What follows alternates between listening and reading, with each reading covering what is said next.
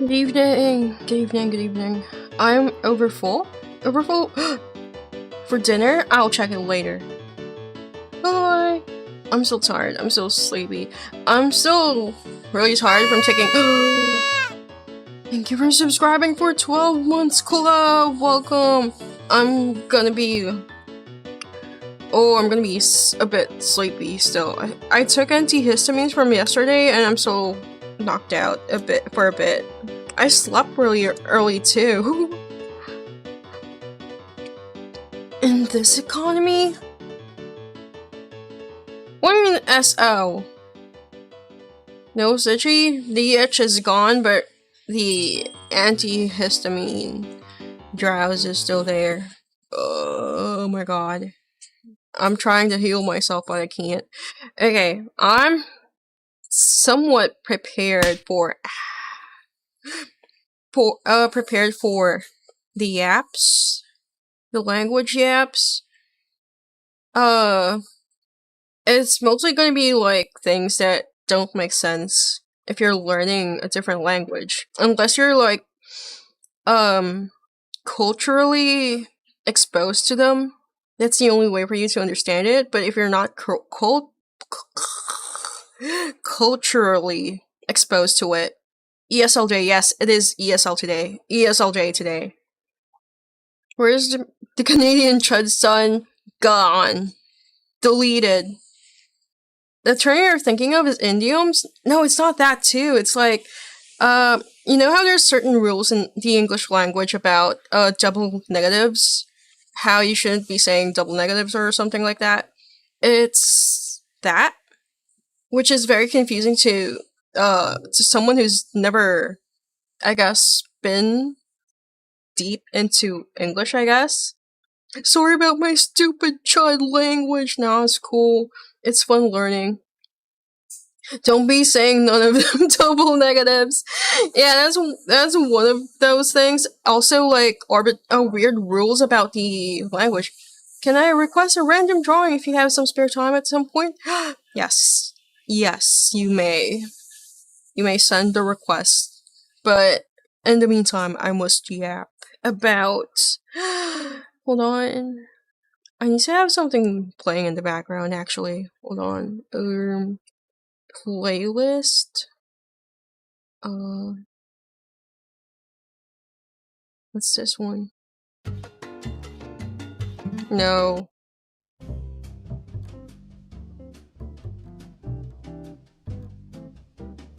Yeah, it's okay. Where is it? Where's my window capture? There it is. Could play System Shock 2 soundtrack. I don't know if that fits with learning languages. Because not doing no draws, no nothing.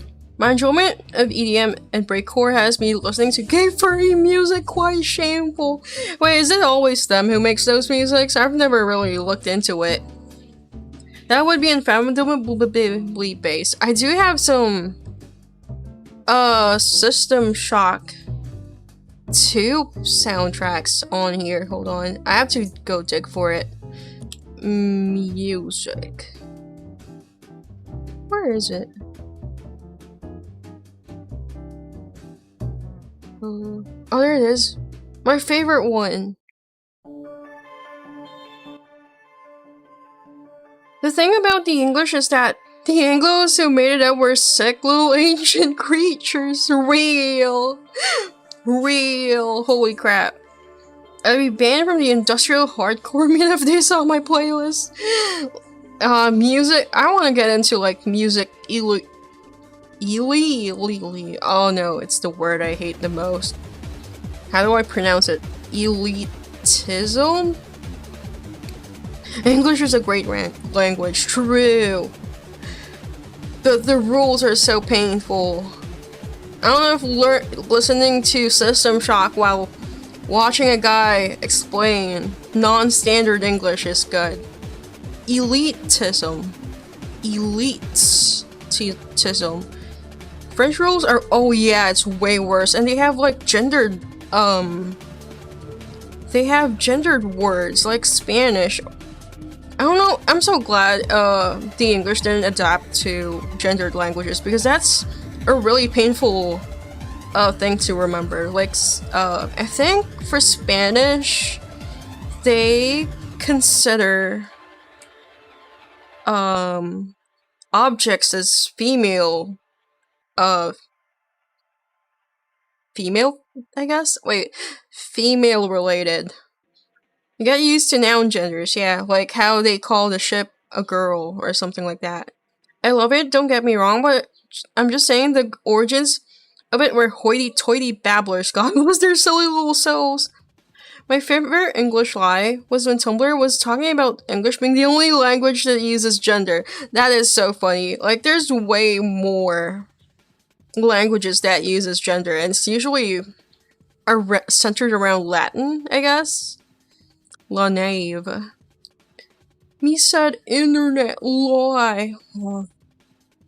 Okay, let's listen to this man explain.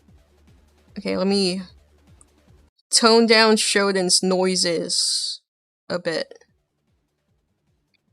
I hope every gamer online will start hating the name Vicky soon. What did I do?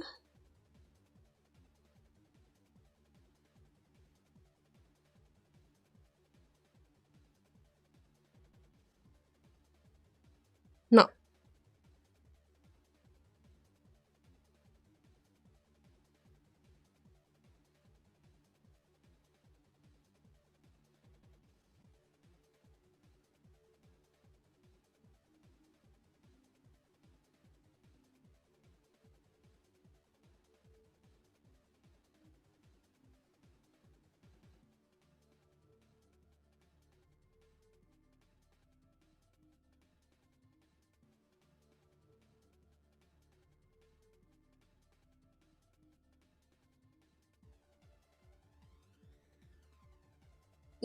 When they taught us English, they were really adamant about this.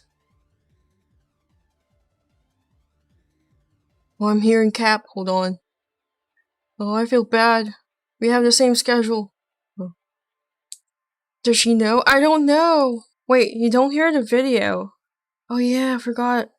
It's muted, I'm dumb. Okay, let's go back to what he's saying. A double negative, like, I don't I'm see glad nothing, he is has a positive, this thing right? subtitled. That's why they tell you not to use it in English class.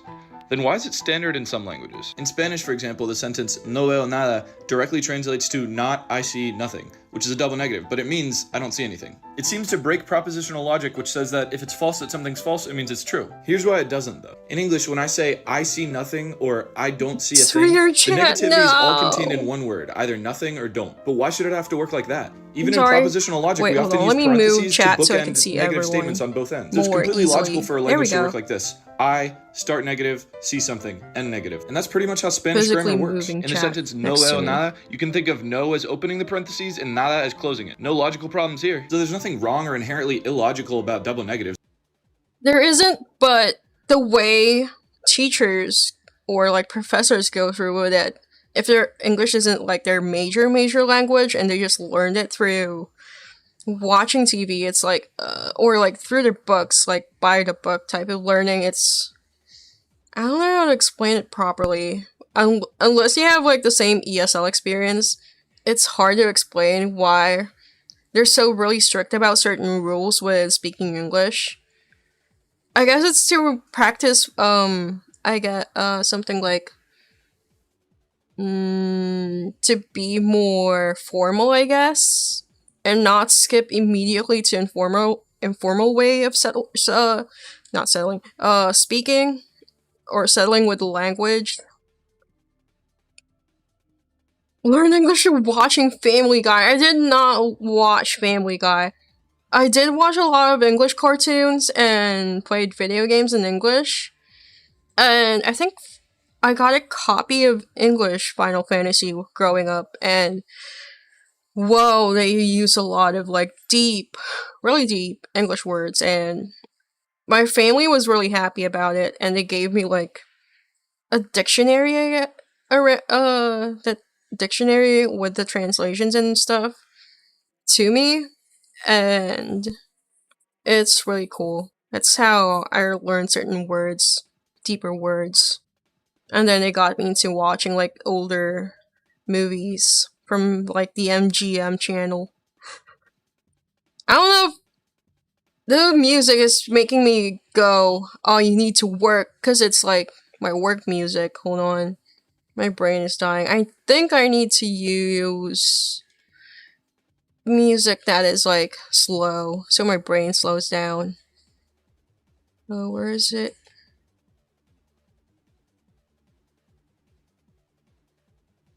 I think this one.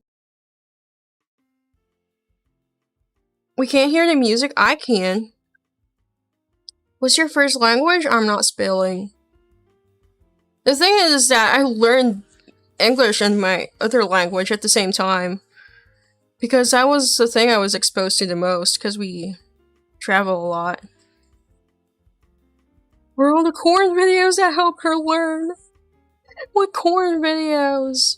Maybe I'm wrong, but I think the really best way to actually learn a language, or at least English, is informally. Yeah, informally is like one of the best ways, but when you're like looking for a job, you tend to realize the people who want to hire you as like a translator or someone who needs to write things in English, they really want you to stay formal. Extremely formal, to the point where you type like an AI these days compared to before. I'm not Polish, I'm not Japanese, I'm not Bahasa sensory. Good evening. We're learning languages and how words evolved, and English words, rules.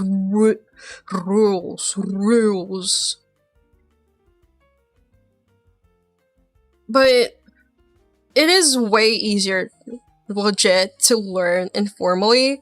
But when you start applying the things you've learned by yourself from like video games, the internet, TV shows, and apply it to like textbook studies, wow, they punish you hard. I learn English for video game is why English are good. You started Spanish really young.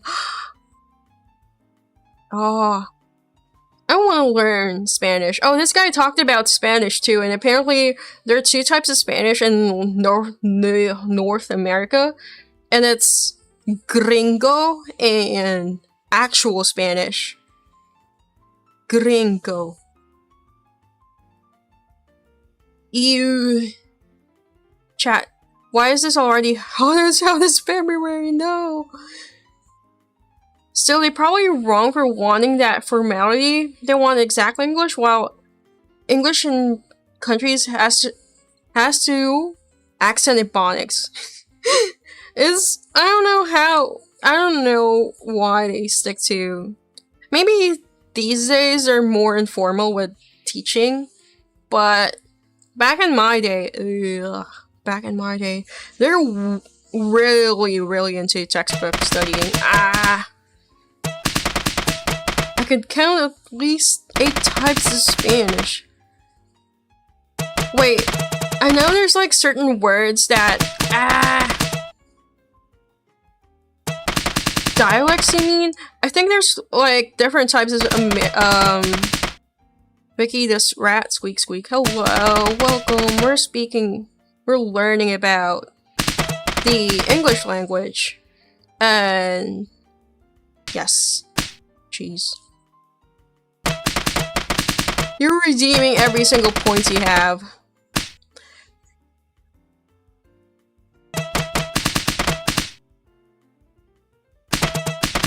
As they say, a language is nothing but a dialect with an army and navy. I think that with Spanish, I've learned that certain regions in Spanish speak or pronounce certain words in different ways. And for someone who hasn't dug deep into like learning Spanish, I've noticed that it's probably either from how long the Spanish stayed there and influenced the language, or how they mixed up their old language with Spanish. My friend moving to Texas and he started learning Spanish, and all the Mexicans think he talks bizarrely because it's not Mexican Spanish. Yeah, the Sicilian Spanish is vastly different from Mexican Spanish. I'd say Mexican Spanish is way older than Sicilian Spanish, with how mainland Spanish people adapted how their kings spoke with a stupid lisp, and like how the British started adapting the way they spoke from their. I think that's how it happened. Why British people don't speak the way they do? It's because of royalty and the way they spoke certain words, like with the H and shit. Philippine Creole Spanish. Holy crap! That's a unholy trinity of language. U.S. Spanish is different from Mexican Spanish. Yeah. This guy went over it too. I think he called it Gringo Spanish. It's something. It's somewhere here. He talks it through it on the shorts. But it's probably really old and I'm too lazy to look for it. But he did talk about how, because of how American teachers learn Spanish, without teaching kids how to pronounce or announce certain words in Spanish, they end up pronouncing it with an English accent. Puerto Rico. Apparently, Puerto Rican Spanish is really different. Apparently. And there's Chilean quote-unquote Spanish. What's wrong with Chilean Spanish? He respectfully set out to learn Spanish like their European country Spanish. Yep. This guy did, I think. Apparently kids all over the world are speaking with an English accent because of Bluey. Oh my god, the world is becoming Australian. That's so grim. Apparently that's also happened with like 10 years ago with Peppa Pig. All the kids started speaking with a British accent. It was funny. This is Chilean Spanish. Hold on, let me grab it. Can I grab it through my little chat box? Thing? I can. Hold on. I have to erase their text. There we go. Muy fuerte por al lado de la casa. Let's see. We're learning about English and we segued to Spanish. Muy fuerte por al lado de la casa. Y salí yo y le dije, oye, ahueonado, le dije, fíjate que hay niños chicos. Cállate, zapa culiá, me dijo. Y llegó y de ahí le dijo al otro, a los compañeros, le dijo, hay que esconder la moto, dijo, porque la vieja se va a sapear. Y el hermano de la Margarita, el careputa que le dicen, pasó por la casa el día anterior. Y los dijo, se van a tirarse, zapas culiá. Y ahí aparecieron todas. Las Calilas, la Mojojojo, la Maiga. Todas esas aparecieron allá con Sable. Of the Frisian language. It sounds like English, but weird. Oh, the Frisian language. Yes, I have. I think that's like... I mean, I think it's because it's somewhat around a region of like where the Anglic language evolved. Because it came from like Germans and shit. This isn't Spanish, WTF. I don't know what Spanish sounds like, but I do know it does not sound like Spanish. I guarantee you non-Chileans can understand what she's saying.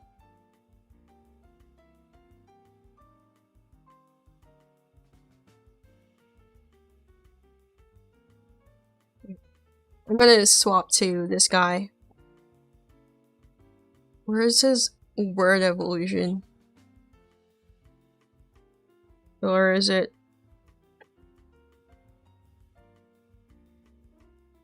Oh, there it is.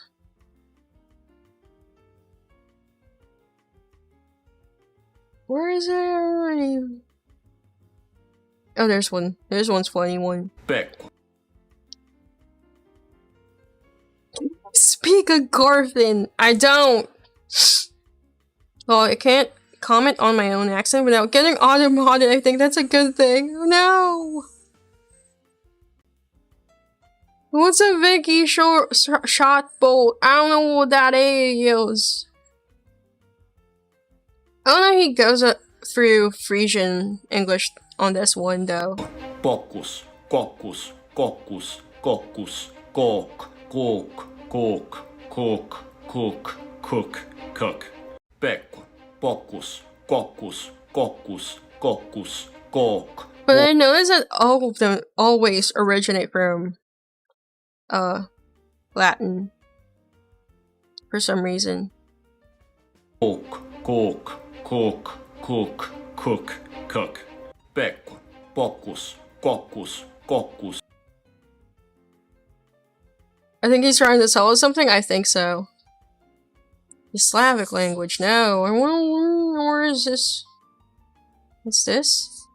Why is Afrikaans in South Africa considered a separate language from Dutch, but then American English is considered the same language as British English? Is it though? Is American English considered the same as British English though? You ever heard of Gaelic? It's so silly sounding. I figured that's what English sounds like. Isn't that what one of the also branches of like the English language? Proto? Is Gaelic count as Proto-English or something like that? I think it does. I just know that it sounds similar. Irish. Irish.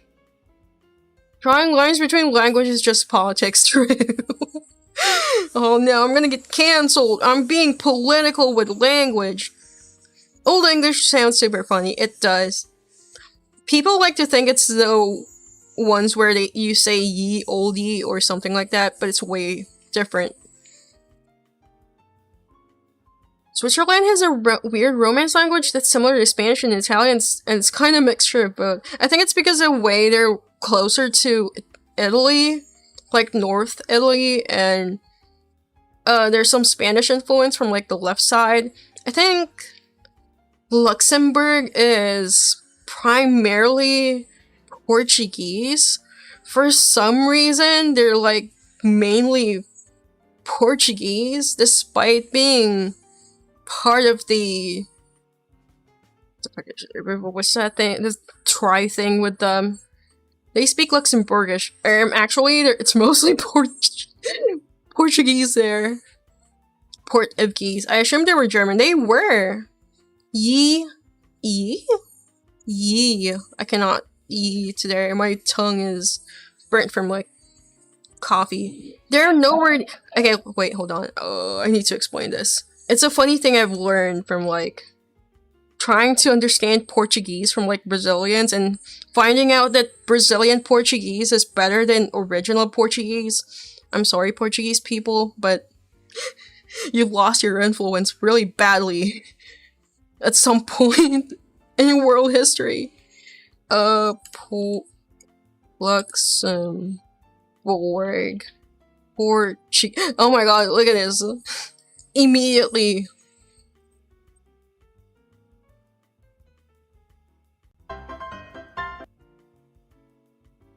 Brazilian Portuguese sounds so nice in songs. It does. It does. There we go.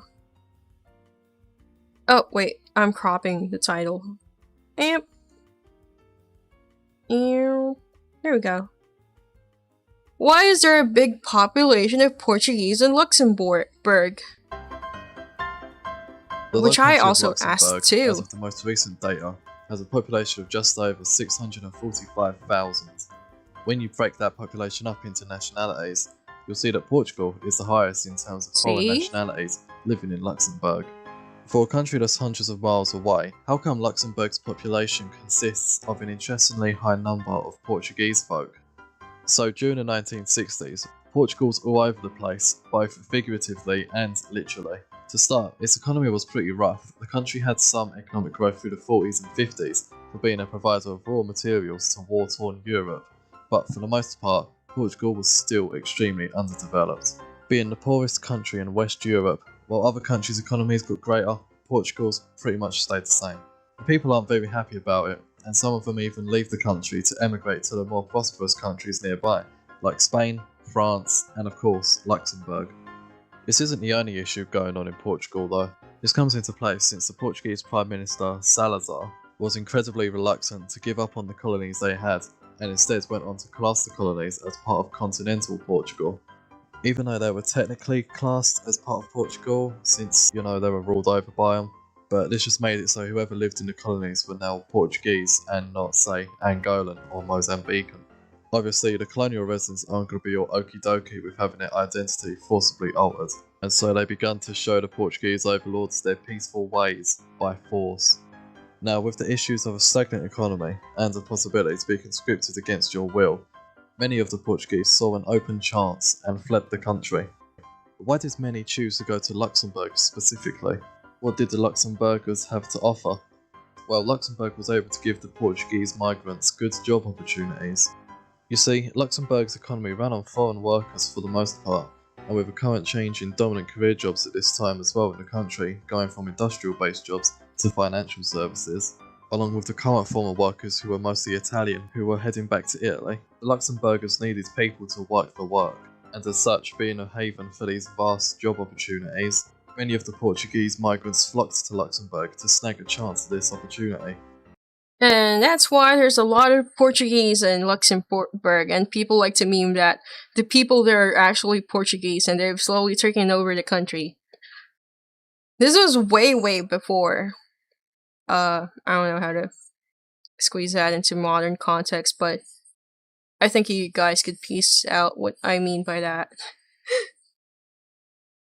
But yeah, they're nowhere near Portugal, but during the time where their economy was like shit, they started moving to different countries to work and everything, or like migrate to have a better life, and they chose Luxembourg. I can't comment without glowing. But yeah, that's one of the things. Now you know why. If you see a rare Luxembourgian appear before you, bring up the Portuguese. Which probably would never happen because I've never or barely met someone who's actually Luxembourgish. It's always Portuguese. They're always Portuguese. I don't know why. And now I do. I've learned it through that. Anyway, we're going back to the Frisian language. Hold on. That was a good side quest. Frisian language versus English, yes. What? So why is English considered a Germanic language? Oh, good video. A majority. Wouldn't it be ironic if everyone from Portugal is Luxembourgish, right? It'd be funny if they just swapped countries. Finally, the Luxembourgish are a port country. What if you invade countries during an economic crisis? No comment. Swedish and English have very similar language structures. Yeah, it's because they evolved under the same branch, I think, of the same branch of like language evolution, I think. It's not Latin, but Anglic, I guess. I don't know. I forgot the right words for it. I know what they are, but I cannot piece them well together. That's why I'm here to drag people with me. Coffee. I grabbed coffee from floor. Germanic? It's Germanic, but older than Germanic. Wait, let me consult the graph.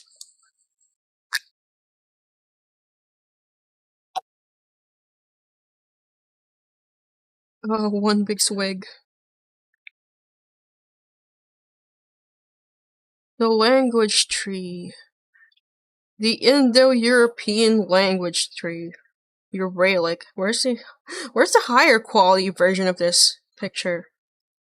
Oh, there it is. I think this is... no. Oh, please, for the love of God. Give me... a better size quality of it. Tools, size, large, so I can zoom in and out. There we go.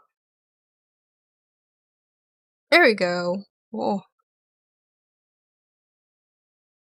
Check the Dragon Ball Brazilian dub and compare. No, I'm scared. I'm scared. I don't know anything about Brazilian and Brazilian Portuguese.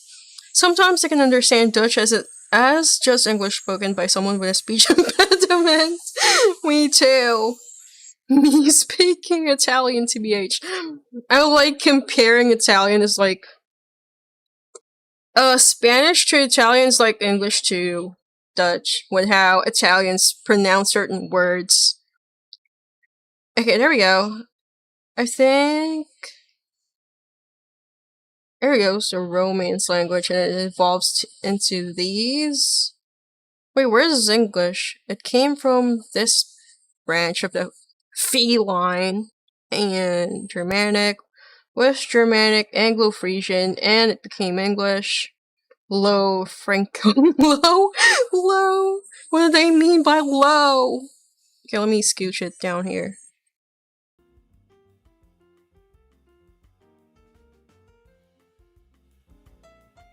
Name the funniest speech impediments ever. Now, I don't want to get cancelled. I just want to learn languages.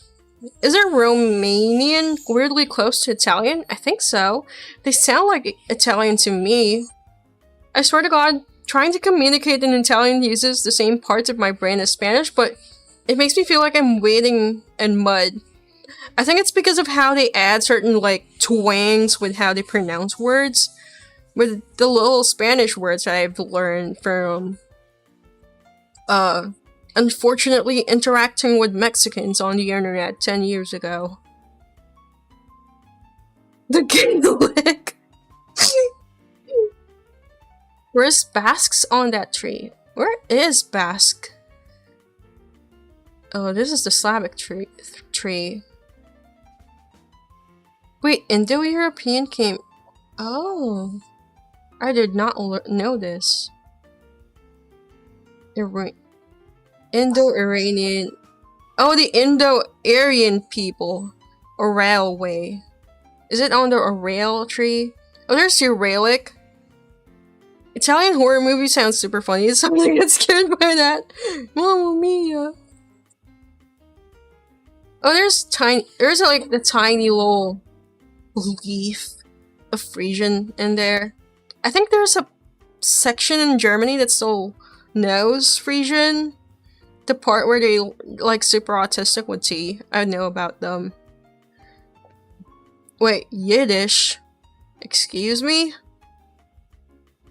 High German. Wait, why are they high and why is there low? Is it like a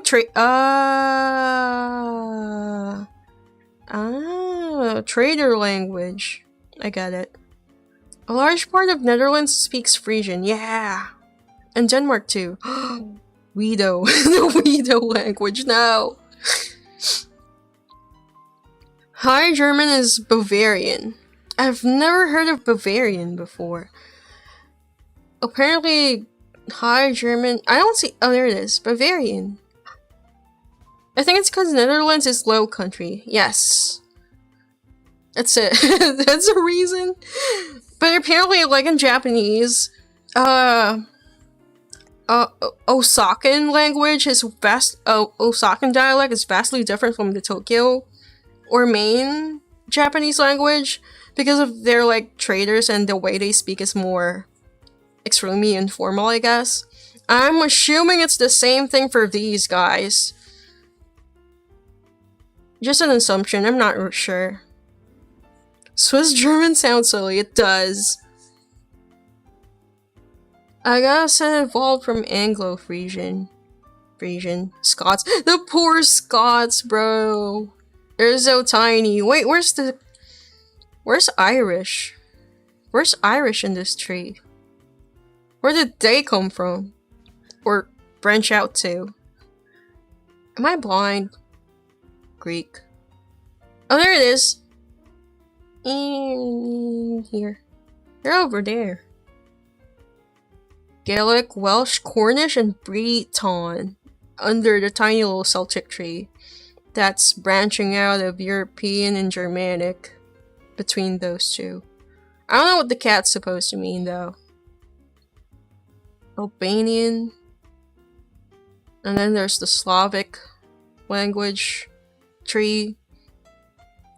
Polish having their own thing that's very confusing. What about Catalan? Spanish. It's over here. They branched out. It's Ibero-Romance. Wow. Oh yeah, here's Romanian. It's like a branch somewhat closer to Slavic and Romance. It's why they sound like Italian, I guess. Where is Italian? Oh, there it is. It's on Italia's Dalmatian, Sicilian, Napcal.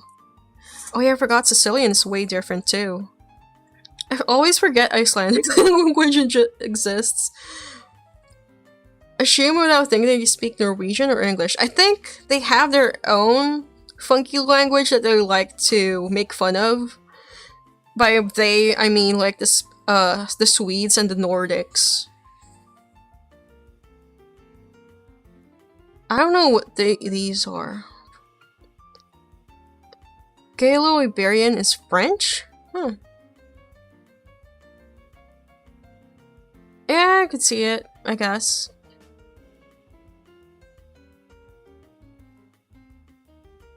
Oh, there they are. There's Icelandic. I guess it's like split from here. Split from this. Oh, there's Finnish. I forgot Finnish is vastly different from the these guys too. It's weird. Oh, it's Estonia trying to be one of them. Adios, I sleep. Good night. Good night. Good night. We're gonna keep yapping about this. Comprehensive overlook in the old world languages. I still don't get why Finnish is vastly different from these guys. I guess they're further away from each other, and I'd assume Finnish would be somewhat around near Slavic language evolution, but not evolving in like a different route from here. I guess we're just that stubborn, I guess. Or they're just that long established in their own languages.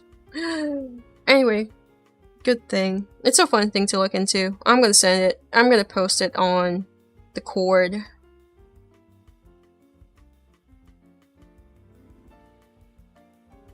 If anyone wants to look into it. Oh, chicken and rice. And it's posted if anyone wants to look into it. Hi! Hello! Welcome! We're learning about languages.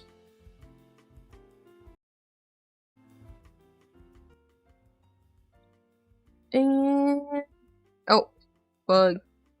I'll use it to be more accurately racist. You're welcome. There it 40 is. of English words come from either French or Latin, and less than a quarter of all words are natively English. So why is English considered a Germanic language and not a Romance language? Let's try a little experiment. From now on, every single word in the captions is going to be color-coded depending on the language of origin. Now keep in mind that most English words come from either French or Latin, but if you look at the captions, most of the words are color-coded as if they're native English words. What gives? Well, that's the thing. Sure, if you look in a dictionary, you'll get lots of complicated words from French, Latin, and Greek, but if you look at just the day-to-day words, they're almost always of Germanic origin. Most numbers are native to English, most pronouns are native to English, the prepositions, the conjunctions, the most basic verbs. If you look up the 100 most common words, then only like 4.5 are not native to English. Sure, one could use fanciful constructions and uncommon vocabulary, but terminology of Germanic origin seems unavoidable. So that's why English is considered a Germanic language. Sure, if you tally up all the words in the dictionary, most of them are Romance, but if you look at grammar, syntax, and especially the core vocabulary, it's clearly Germanic. A majority of English words come That's from why either I'm French or Latin, and confused. less than a quarter of all It words says are Romance, natively but English. it's French. So why is English considered a Germanic language and not a Romance language? Let's try a little experiment. From now on, every single word in the captions is going to be color-coded depending on the language of origin. Now keep in mind that most English words come from either French or Latin, but if you look at the captions, No, I'm getting most tired of the of my words are own language color-coded learning as if they're native English session. words. What gives? Well, that's the thing. Sure, if you look in a dictionary, you'll get lots of complicated words from French, Latin, and Greek. But if you look at just the day-to-day words, they're almost always of Germanic origin. Most numbers are native to English, most pronouns are native to English, the prepositions, the conjunctions, the most basic verbs. If you look up the 100 most common words, then only like There's barely any Germanic words. I know. It's mostly French. That sounds more understandable than actual French. Simplified French, I guess? Oh, that's so awful to say that English is simplified French. That's awful. Oh, that is mean. I feel like I pissed off the entire country for saying that. But I've not seen a single Germanic word. I guess there's like Greek words in certain how do I say this? Origins of words? I don't know. Brain, come on, brain. I'm not, I chose the worst day to brain max. But at least I got to teach everyone about Luxembourg. I think I maybe get it. Please explain. Expand further. Better than my ESLS. Wait, hold on, let me look for a certain video.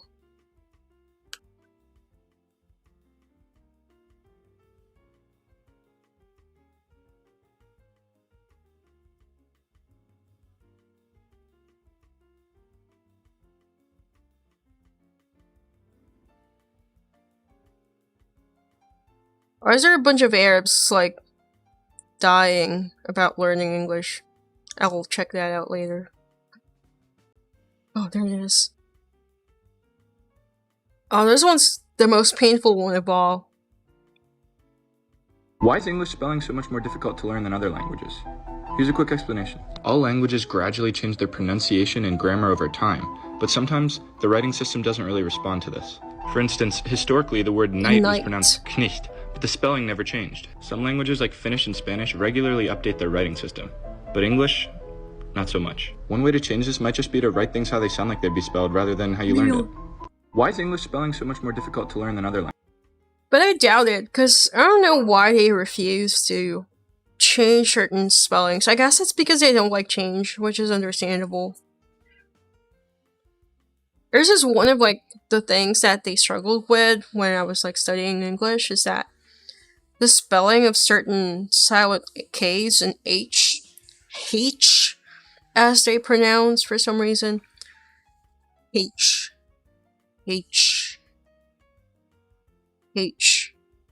Oh, I hate enunciating. What was this one? Oh. Squirrel. Squirrel. Squirrel. Squirrel. Squirrel. Squirrel. Squirrel. Squirrel. Literally. Literally. Literally. Literally. Literally. Literally. Literally. Literally. Literally. I never understood saying H that way. Me too. I think it's... There's a history about it too, but my brain can't remember. Or calling Z, Z. Why is Z, Z? Z. I think it's just for them to... Z. Z. I think it's probably because they are mixing it up with a word. That's my guess for it, without looking into it. Yo, welcome, we're watching people suffer learning English. British do it. Yeah, they do. I always hear them say Zed, or herb, or honest. I can't do the way of pronouncing things in British. Unfortunate. Elephant. Elephant. Practice it with me one. Elephant. Subscribe. Literally. Literally. It's nice to see people also struggle with pronouncing literally. It's the way you position your tongue. It's still a muscle you're trying to flex, to contort it to sound like how a native speaker would pronounce it. And nasty word. Painful. You can't blame the British for not being able to speak English. They're used to Arabic. You're glowing. Literally. Ya Allah. Literally. Strawberry. Strawberry. Strawberry. Strawberry. Strawberry. Squirrel. Radiant. Squirrel. Squirrel. Squirrel. Squirrel. Squirrel. Squirrel. Literally.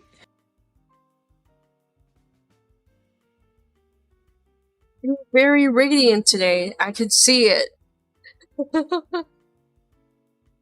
Why is English so confusing? Oh my god, it's casually explained! Oh, he went through with it. Oh. While most people in the world are forced to learn English if they ever want to leave their country for an international career, English speakers routinely visit other countries for leisure, not learn the language, and then get mad when no one understands them. English is such an influential language, in fact, that most people from English-speaking countries never even consider learning a second language to fluency. If we look at a map of Europe, we can see that the average person in Sweden or Norway knows 2.5 languages, Germany 2, the UK is trailing with 1.6, and America is still figuring out what a kilometer is. One redeeming factoid that I've heard quite frequently from English-speaking people is that English is one of the hardest languages to learn, which isn't true. Well, I know that they just want to feel good about them. Wait, squirrel? I don't say right either. Only hipsters do.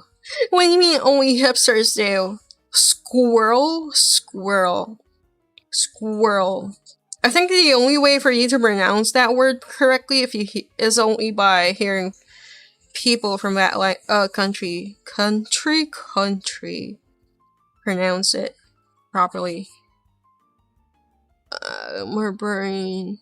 They say it with two rules. Rules. I think I get it. Oh, I get it. It's because of how it does feel like two syllables when you read it.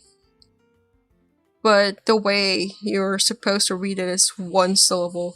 Oh fuck, I'm remembering syllable counts in learning English. That was painful too.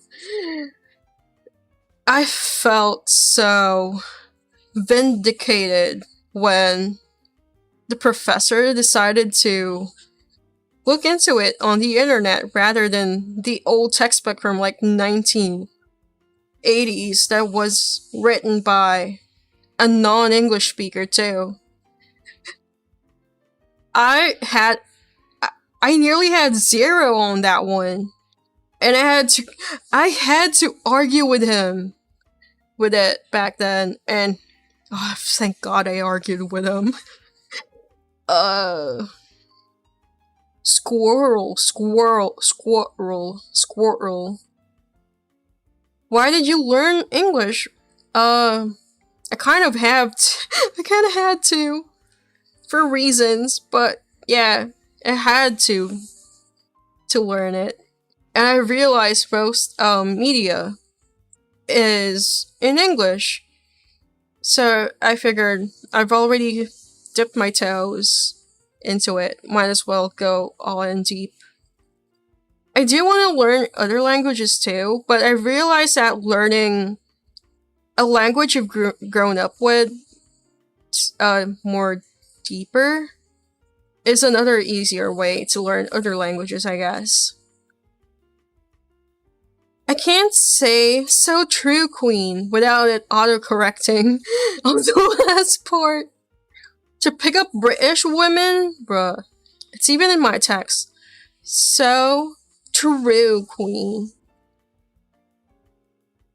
I think the one thing that ESLs struggle with is picking an accent. English is American English is probably one of the accents where you don't get ridiculed for speaking, but I've noticed that in Europe, they prefer British English with enunciating certain British words. I've met like a few Polish people who prefer to speak English with a British accent rather than a American accent. A general American accent, actually. Because American accents are vastly different from different regions. I need to drag someone who speaks excuse me, English. Ow. My leg is cramping. I need someone who could speak English better than me to explain certain words. Who speaks in burp? I speak in burp. I speak in burp. The one thing I have problems with speaking for too long is I inhale so much air when I speak because my tongue isn't so used to contorting it to pronounce English words the way they're pronounced in American English, and I always inhale air and bite my tongue. I know there's a pattern of Euro to British accent ESL are I can't say without glowing. Understandable, just don't speak easy. True! Agreed. Oh my god, I actually bit my tongue. Kiki, speak in the superior English, Aussie English. Norway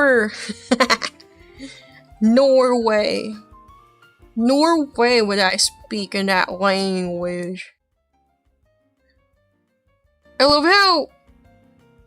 how painful it is to understand Australian English. I try to. There's this YouTuber Australians introduced to me, and I thought, I can understand English pretty easy. I can understand what he's saying as I say, then getting flashbanged by the way they spoke.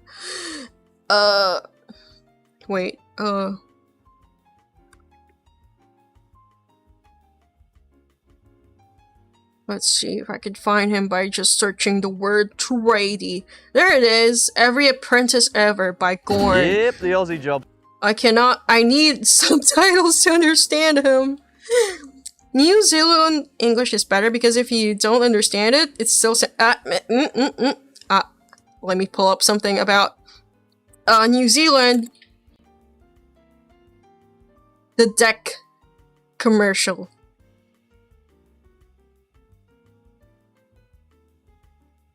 I feel like you already know what I mean when I brought up the word deck.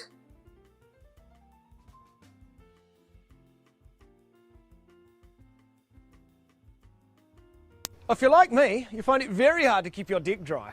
I left my dick unprotected and it was warped out of shape in no time. I could barely recognise my own dick. Imagine that.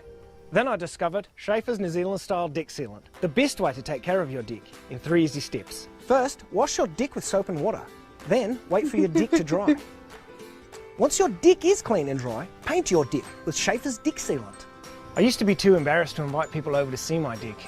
But now, my dick's the talk of the town. So good. I even have it pictures so of my gets dick. me. Check out that dick. I want to send this to my secretary. Barbara always loves to receive my dick pics. After all, summertime is all about spending time on your dick. I'll often have 20 to 30 people on my dick at once. That can really wear your dick out, causing dick splinters and discoloration. But with Schaefer's dick sealant, my dick stays a nice golden brown colour. Who wouldn't want a golden dick? I used to never let children anywhere near my dick. My dick was too dangerous for cuds to play on. But it seems like every cud in the neighbourhood's been on my dick this summer, and they've all had a good time. My dick's over 70 years old, but it looks brand new. That's part of the reason all my neighbours are jealous of my dick. Wasn't that right, Jum? Yes, you've got a nice dick, okay? His wife is always on my dick, begging me to know the secret of my perfect dick. If you like Schaefer's dick sealant, check out Schaefer's New Zealand style. It's the cock. way to. I had a huge hole in my dick. Forgot the way to it by pronounce jamming some cock. cock in it. You'd be surprised how many things you can fix by jamming cock into them. Yes, cock is also the same. It's just a thing with how New Zealanders pronounce the E's and the AUs, I guess, to make it sound. It sounds like, yeah, that. I'm happy with my silly combination of New York metro area accent, but I take Australian. But New York metro is funny though. Get out of here. Way. Something like that. Used to keep them away. Where it is. There it is. The Australian accent. Painful. My ears need subtitles. There it is. Yep, the Aussie job site, mate. One of the only places left in the world where a bloke who dropped out in grade 6 can stand next to a shovel all day and somehow make the same amount of money as a doctor. But you can't just walk onto one of these things and start making that sort of coin, mate. No. You gotta Don't start worry, at the I bottom, added subtitles for everyone. Oh, I thought it was. Yep, the Aussie job site, mate. One of the only places left in the world where a bloke who dropped out in grade 6 can stand next to a shovel all day and somehow make the same amount of money as a doctor. But you can't just walk onto one of these things and start making that sort of coin, mate. No. You got to start at the bottom, all right, as an apprentice, and work your way up from there, like I'm doing. Now, I know you're going to have some questions, mate, like, Murph, what does an apprenticeship even entail? And, well, I'm glad you asked. Essentially, the first couple of years are just going to be you on the business end of a brew. And there's just absolutely nothing you can do about that, unfortunately. But beyond that, it's just a whole lot of the qualified blokes who are meant to be teaching you stuff, fucking with you instead by sending you to go get tools that don't actually exist all day. Which is, well, it's a bit painful at first, but I did eventually realise that I am getting paid the whole time to do it. So, I mean, if that's what they want to pay me to do, I'll look for a left-handed hammer all fucking day with a straight face, mate, eh? I mean, the money's still green. Well, not in Australia, but you know what I'm... Oh, fucking hell, mate. But yeah, mate, Australia would be perfect if it wasn't Australia. What do you mean by that? But there's actually a lot of high-level stuff that goes into being a good apprentice. Keep coming. Yeah, first year of the gig, mate, you should at least have the basics down pat, you know? Well, stuff like keeping all the tools in the back of the work ute all nice and organised. Oh my God. The boss's car for him because breatho locked and he's a pisshead. That's a classic. Going around to Smoko and changing everyone's batteries on their impacts and shit. Wait, what does pisshead mean? What?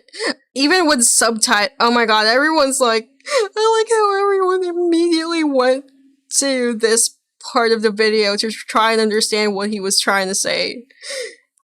Well, stuff like keeping all the tools in the back of the work ute all nice and I know what ute means. I know what ute means. organised. Starting up the boss's car for him because breatho locked and he's a piss. Breatho locked and he's a piss head. Australians! Ding ding ding ding ding. Australians in the chat, please. What does that mean? What is a piss head in the ute truck? Get in the ute. Breathalyzer? What's a piss head? He drinks? He's an alcoholic? Piss head means alcoholic. Breatho means breathalyzer. It is so funny to see how people are going back to this one. Because it's so hard to understand. You are pisshead. Getting drunk. Yeah, they like that one. Yeah, mate, and on Friday, everything else is intelligible except for this part and this part, apparently. Well, that's what I tell them anyway. In reality, I just go around and collect everyone's money, then hit Red Rooster instead. I mean, it's much cheaper that way. Much cheaper. Red Rooster? It's still much cheaper. Meaning that I get to pocket all that extra coin too. Yeah, that's why I always keep a couple of empty KFC bags in the back of the rig, mate, you know?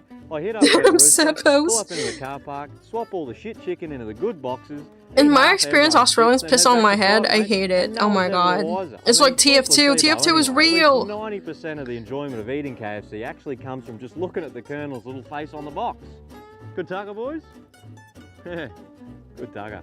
But yeah, mate, I'm on my 4th year now, so I'm on the more advanced stuff nowadays, you know? Like, every day I cause a big line up down the shitters to make everyone think that I've just discovered the whole shitting on company time gag, you know? That old classic. But in reality, mate, I mean, everyone knows what I'm up to, everyone knows what I'm doing, they just don't care. I mean, yeah, it's annoying that I'm sitting in there bludgeon all day, but they know the price I'm paying to do it. I'm willingly sitting in a plastic box full of shit in 40-degree heat, just cooking myself to get out of sweeping.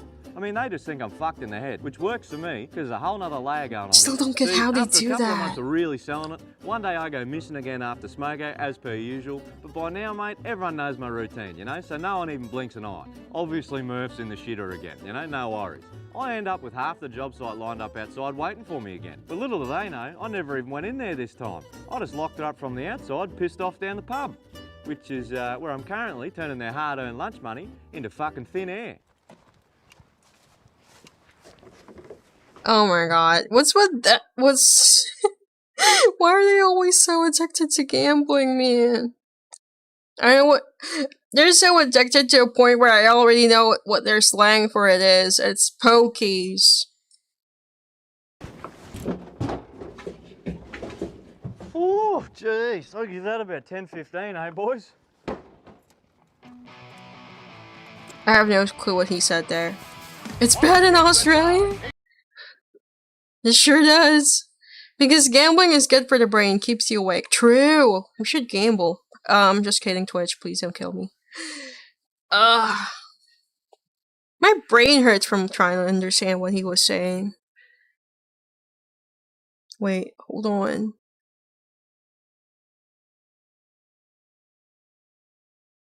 Where's the old lady talking about British slang?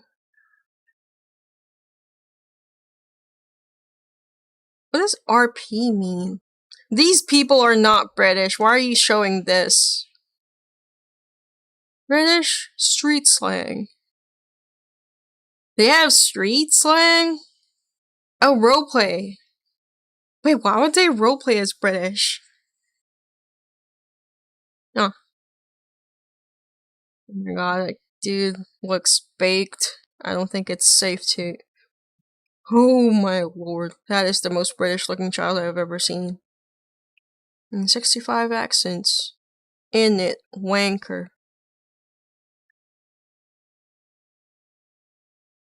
Why is there... Oh my god. Oh my god. There's a Korean who's a Britaboo. No way. No way. Hello, you're new? Hi, new. We're talking about learning about the English language. That looks British. That is not bullying. It's not. It's not. Oh my god. I found my Wario. And it's a Korean guy trying to be British. Where did the word dog come from? Good point. I know it's canid. Something like that. British roleplay posted from India. No. I'm still learning. I haven't gone into it. I've just been jumping around certain, like, English branches, bro. Gonna get a cheeky Nando's beefy mandem. That was bad jokes, Split. Hey, your crabs are safe, fam. They're so bait, fam. You ate my chicken nuggets, innit? Oi, allow it. That joke was bad dry, fam. Hello everyone, this is Billy. Today I'm going to talk about roadman dialect words in London. As London is a multicultural city, there are quite a few dialect words in London. And especially today, we're going to talk about London street slang words or so-called roadman dialect words. Let's take a look. The first one is mandem. This word looks a bit strange, right? Mandem. Mandem means mate. And it usually means male friend. Mandem sometimes means a group of friends as well. So when someone says like, oi mandem, that means this person is calling a friend. You can also use the word blood or fam, like oh my god, blood! Then Blood! Let's take a look at an example sentence. Wait, British? Blood is British? Chicken with my friend. Gonna get a cheeky Nando's beefy mandem. I'm going to get some Nando's chicken with my friend. Gonna get a cheeky Nando's beefy mandem. The next one is bear. Bear usually means not covered, right? Yeah. But in roadman dialect, bear means very or a lot. Oh. So, when you want to emphasize a meaning, you can add the word bear, like I will reveal very soon, also, because it's funnier that way. I feel like I've had people guess before with how I spoke or slip up. It was just funnier that way to not have people guessing. Anyway, there's something funny about this guy. Going through, like, slang. British slang. I've never heard most of these British slangs, too. How Germanic is English, really? Surprisingly, Germanic, because they come from the same branch. It's Anglo-Frisian, I guess, is the best way to branch out of it. And there's High German, which became German, and Low Franconian, which became the Dutch, which sounds like a weird cross between German and English. And if you're looking for, like, Irish or whatever, they're over here. They're over here! They branched out way earlier from becoming Germanic. For some reason. There's Gaelic. Do they still speak Gaelic? I know they're trying to still keep the Gaelic language, but I'm not sure. Gaelic got away. It's weird you can change a couple letters in German and you would sort of understand some of it enough to get by. Like water is Wasser. Yeah, and the way they spell certain words is somewhat so similar, too. Like... Oh, this one's... Oh, wait, I think it's because some of these are, like... There are times where there's two different, like, languages that are, like, really branched away from each other. Like, with Spanish, during their history of them being, like, occupied by... Arabs, I think. They've adopted certain words to become Spanish, like savon is also its origins came from this branch, Indo-Aryan, but they've adapted it. So whenever people would look like, wait, why are there certain words that don't come from the main branch of their origin word, but came from a different branch? It's because of occupational reasons. Arabic is not, it's not Indo-European, but they were in the, bottom Europe, I guess. Because they occupied that space for a bit, because of the, Mediterranean and stuff. Loan words, that's it, loan words. They got loan words from them, and they took it. And Spain and Portugal were part of the Holy Roman... Yes! The Holy Roman Empire.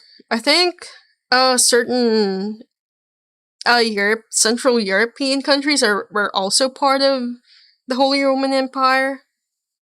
Yeah, there's a ton of Spanish and PT words from Arabic. Yes! Loan words. My tongue. Loan words. Oh, you missed about dicking. I mean decking. Have an extra large hole in your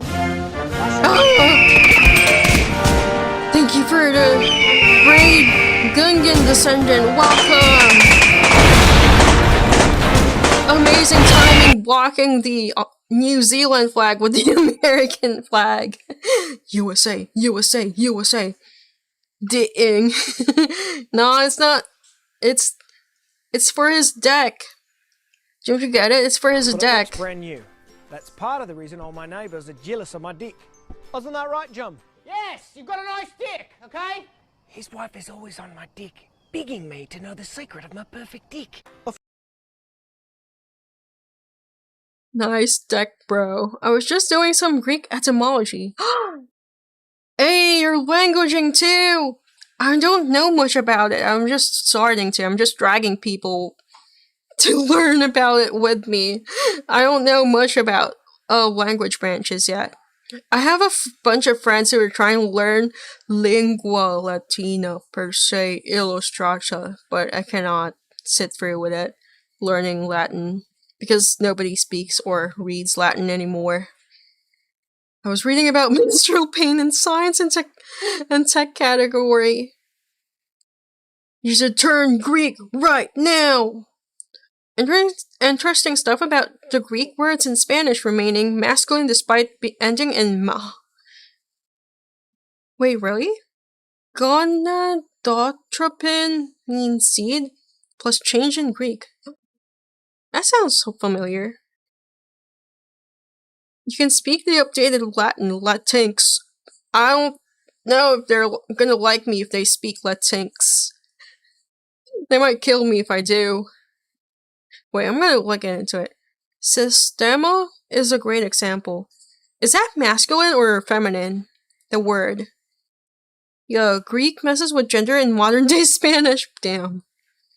You ever look into Esperanto? Nope. Oh wait, hold on. Let me. Gonadotropin. I'm typing it wrong. Gonadotropin. I know it sounds medical, but most medical terms did come from Greek and Latin, so that makes sense. Sistema is masculine, same with problema. It sounds feminine. For some reason, my brain thinks it's feminine. I think it's because it sounds softer when you pronounce them, without the gringo accent that I do. Wait, I need to look for him talking about the gringo accent. Goodbye, Korean Britaboo. I will need to look for gringo accent Spanish. If you want to sound less like a gringo! Then there's Greek nouns that retain the is, like apocalypsis,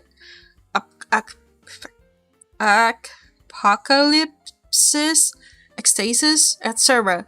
I had to unstream because I'm so cheese and hungry I gotta lurk. Don't worry, it's cool. Thank you for the raid, and I don't mind if you lurk. Don't know if I can hear you over this snarling and chomping through. It's understandable, man. Go eat. Esperanto is a made-up language that no country speaks, but every country has like 20 people that insists on speaking it. William Shatner did movies in Esperanto. What's Esperanto? But how will this help with my AoE 2 gameplay? Actually understanding how my civs speak is part of me playing very well. Someday I'll get out of 5 elo. Oh, there it is. Wait. It's this guy. It's him again. Hold on. There we go. Este video voy a gradualmente mejorar mi pronunciación de español hasta lo mejor que puedo hacer. El primer paso es reconocer que las letras españolas hacen sonidos diferentes. I'm just gonna torture a bunch of people who can speak Spanish right now.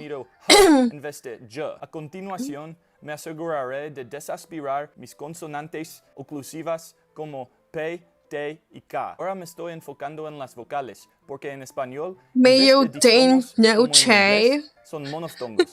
Por ejemplo, que en vez de que. También es importante pronunciar la R ondulada y la R enrolada dependiendo de su posición. Y también me estoy asegurando de no usar la L oscura inglesa, L, y en su lugar usar la L clara española. Ahora las consonantes sonoras. Es importante reconocer que sonidos como la B, la D y la G tienen variantes. Yeah, the words are correct at least, but the way he enunciates it is very gringo.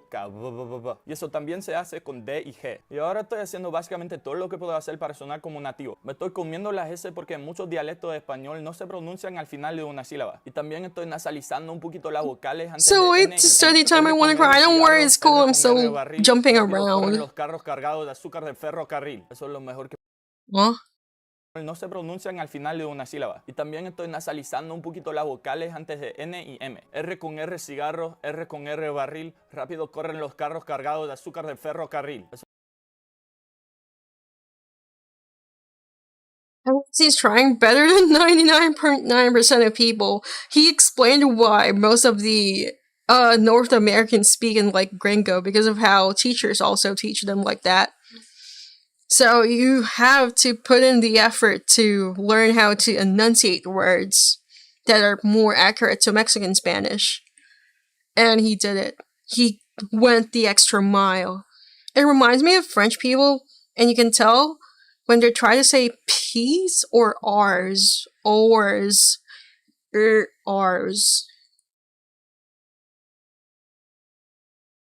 You know you're learning a language good if your tongue starts to hurt from, like, trying to pronounce or announce. Pronounce? Yeah. Pronounce it way better. It took 10 years of French here in Canada. I only remember the basic first grade shit. Oh, French.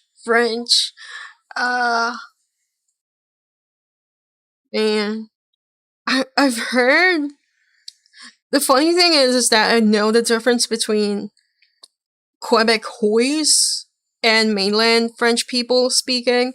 There's a certain twang that Quebecois speak the way they speak. Especially if they start speaking in English, they have the funny sing-songy way of speaking compared to the French of just being monotone and low. Quebecois. Bonjour. It's not even the same French. Yeah, it's not. I think the closest relations to the Quebecois French is Creole, Louisiana French. I think they're the same because that's where they came from too, I think. They travel from Louisiana to Canada or vice versa. Quebec French is basically painful to listen to. The Quebecoids. Oh, oui, Quebecoids. I've never heard a French Canadian woman. It's always moids. It's always Quebecoids for me. Acadian French. Acadian. I don't think I've heard of the word Acadian yet. If you say the forbidden word here, French, my head will pop up. No, but I do want to learn French in a way. It's my weeaboo past, but I chose to be a westaboo instead. Twitch is censoring me. I ain't even glowing. It's over. You gave too many glow points to them. What? Oh my god, what is Latino? Latin America are French Canadians. Oh my god, you're gonna piss two countries off at the same time. Or two regions. Acadians lost Nova Scotia and moved to Louisiana. Ah, that's why they sound familiar. And they became cooler. They sound cooler, or maybe it's just American bias. Maybe. Most likely. Canadians and Haitians Latin American? Nobody would say that now, but by the original definition, they were, and actually the term Latin America was explicitly designed to include French speakers in the New World. Most Haitians speak Haitian Creole, which isn't French, but when I explain the original definition, it'll be clear that they're still included. Originally, it literally was supposed to mean Latin America, so like the parts of America that are associated with the language Latin. It was a way of encompassing all the parts of the New World that spoke a language descended from Latin. Mostly what he was referring to are colonial Romance languages like French, Spanish, and Portuguese, but also technically this includes Romance Creoles and also other Romance languages scattered throughout the New World. And basically, the term was used to distinguish the Romance Latin cultural sphere from the English or Germanic speaking sphere. So kind of like a way to describe Northern versus Southern European descendants in the New World. So like one of the differences it intended to highlight is that like Latin America and Latin Europe are more Catholic. The term became more popular when Napoleon III of France used it to kind of justify French backing of the Second Mexican Empire. The idea was that the intervention made sense because they were protecting their shared Latin heritage. From then on, the term was used more and more by members of Spanish-speaking countries in the Americas as kind of a way to unite against the Anglophone American imperialism. So, hello! Latin American Spanish is wildly different. Yes, it is very vastly different. I think it's because as the Spanish kept evolving and Latin American Spanish stayed the same, like the way they spoke from like when they started coming here. Can you raise the vid volume a little, please? I'm sorry, hold on, let me raise it up a bit.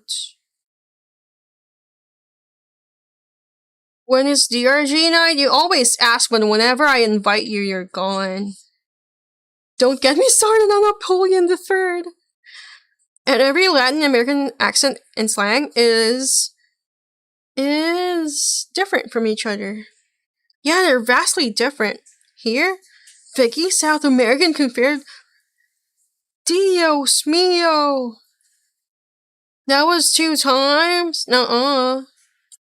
French Canadians and Haitians Latin American? Nobody would say that now, but by the original definition, they were. And actually, the term Latin America was Napoleon III of France used it to kind of justify French backing of the Second Mexican Empire. The idea was that the intervention made sense because they were protecting their shared Latin heritage. From then on, the term was used more and more by members of Spanish-speaking countries in the Americas as kind of a way to unite against the Anglophone American imperialism. Often this was in South or Central America, so over time the term Latin America started to refer more to these regions, less and less associated with French speakers in the New World. And then of course the term Latin America gave rise to the term Latino, which is mostly used in the United States to refer to immigrants from Latin America. Although notably, a 2012 study by the Pew Research Center shows that most Latin Americans prefer to identify with their country of origin as opposed to Latino or Latin American. I'm not suggesting— Is that true? What thinks in chat? Confirm? French. No, balloon this is here. Napoleon III was actually German with a German accent and lived a lot in Britain, but how is he a French? How is he French royalty if he's like German who lives a lot in Britain? Dude, what the fuck is wrong with brains? What the shrimp is wrong with brains? Yeah, let's see the comments.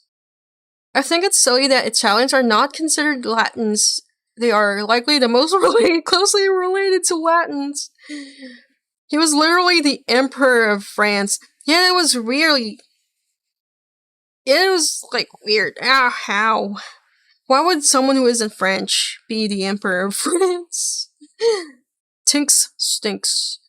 Good night, good night, good night, good night. In Brazil, the understanding of that is that if you include Brazil in Latin America, you should include French-speaking parts of Americas. Wait, why?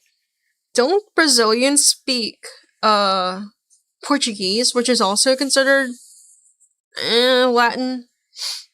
Latino? He was blood descendant of the original Napoleon. Oh. Bruh, he betrayed France. He preferred Germany and Britain. Grim. Tony Soprano is Latin American icon. By definition, French Canadians, Haitians, Italian Americans, non-integrated, assimilated are Latin Americans. As a Quebeco-American, I don't mind at all the term Latin American referring to us Francophones because, as you stated, it's true. True! I'm going to start calling the Quebecois Latin Americans now. Cajuns are Latin American! Oh my god. It's funny that we keep forgetting Mexicans already lived in California, Texas, and it was annexed. Oh yeah, I remember that. No, he was born in France. They would have killed him at birth. Oh yeah, I forgot. They were like... Oh, I don't know if I should go into that one. I've learned about it, but I don't have like the extensive knowledge to keep yapping about it. But I am vaguely aware of it.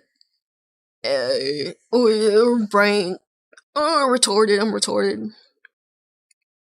Surely the Italians are the most Latin. In Spain, they solved this issue years ago with the term Hispanico for Latinos from the Iberian Peninsula and Hispano for Latinos in Latin America. Ah. Why are we always divulging to Spanish when trying to learn English? They always win.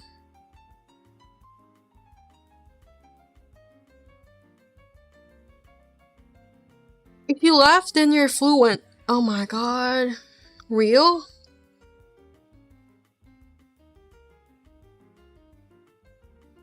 I kinda don't like Napoleon III, but he actually gave France literally everything they are smug about. And they hate him for it. Very French. I have an on-point video about that, actually. I'm gonna show that video again, because it's funny. It was me doing the Passepartout stream from way back when. And I hate the way the critics speak because they're so very French coded with their hatred. And I wrote, I hate French. And for some reason, that's what the AI chose as the winning artwork. Where it is. Let me just... There we go. It's a game, I swear! Oh. Ignore. There it is. Okay. I don't think I hate French people now. Oh my god. Okay. And then... this guy showed up. Oh, I'm so rich. Wait, is that it? I sound so bored back then.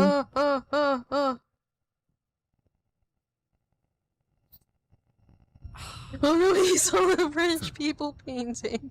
No! He just said I see. No. Okay, now what?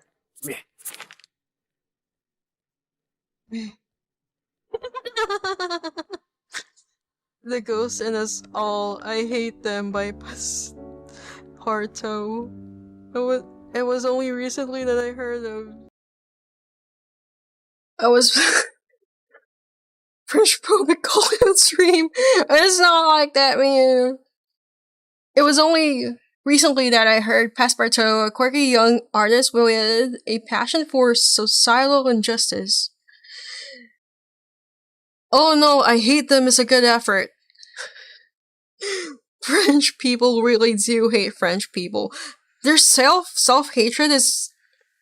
I'm not gonna say it.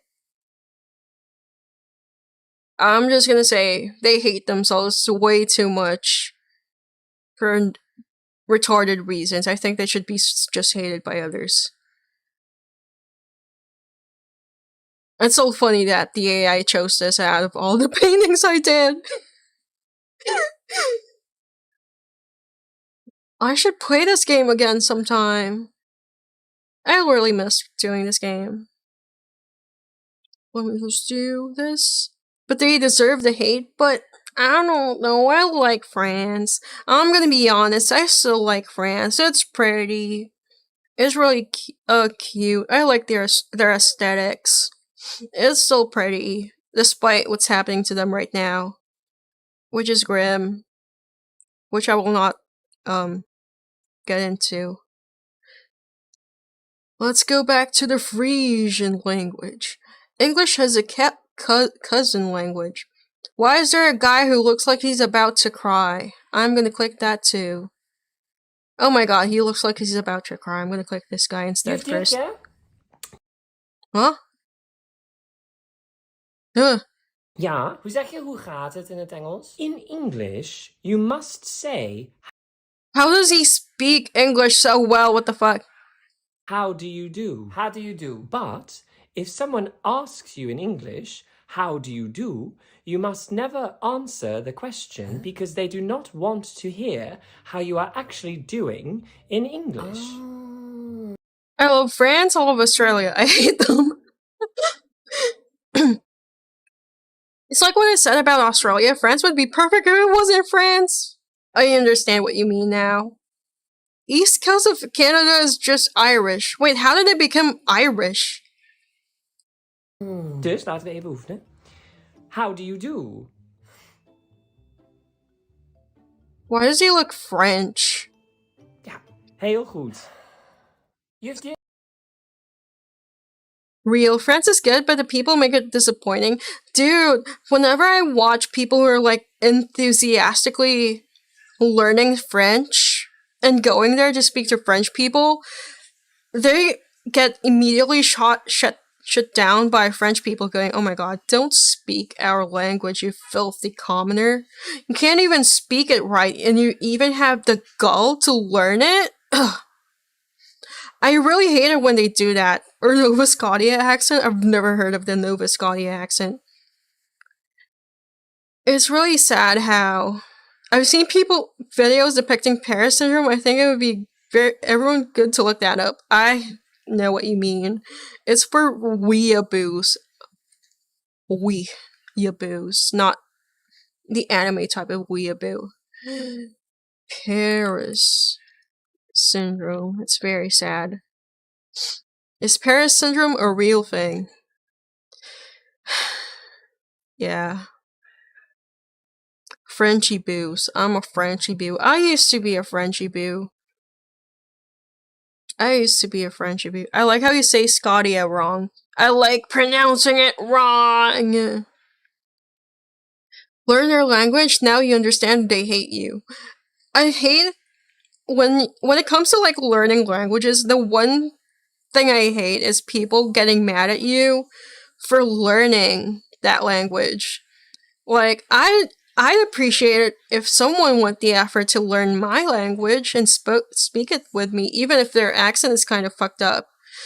Like, it's patriotic, I guess. The patriotic feeling of having someone learn that language. And then, for the French people, they think it's like, it's either why would you learn this stupid language, or why would you learn our greatest language when you're going here?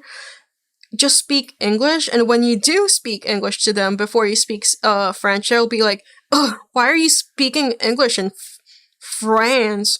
You're in France. You should learn French." I don't know. I hate them for that. I genuinely despise them for that. Quebec is on, you don't speak French, I hate you.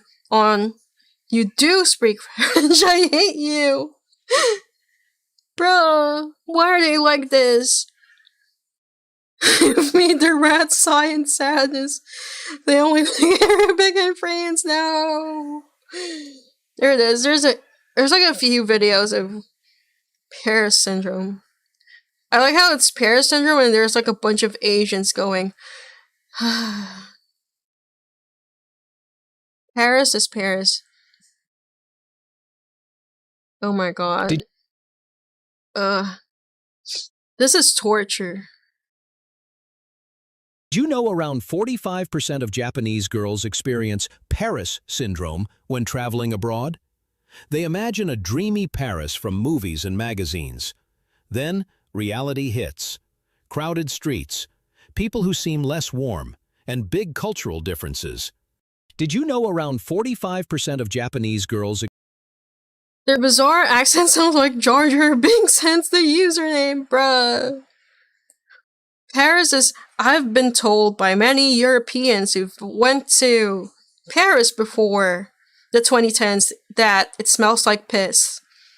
I think Paris syndrome is fading considering what France is like these days. Yeah, I think they're becoming more exposed to what France is, but I want them to be so pretty. More like darker syndrome. Remember when you told me that France smells like piss? And I still went into denial about it, and then I talked to French people and they're like, yeah, it's true, it smells like piss.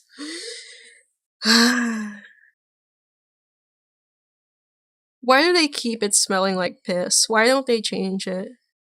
They got pretty buildings, pretty plants and trees, pretty vineyards. Why can't they fix their shit?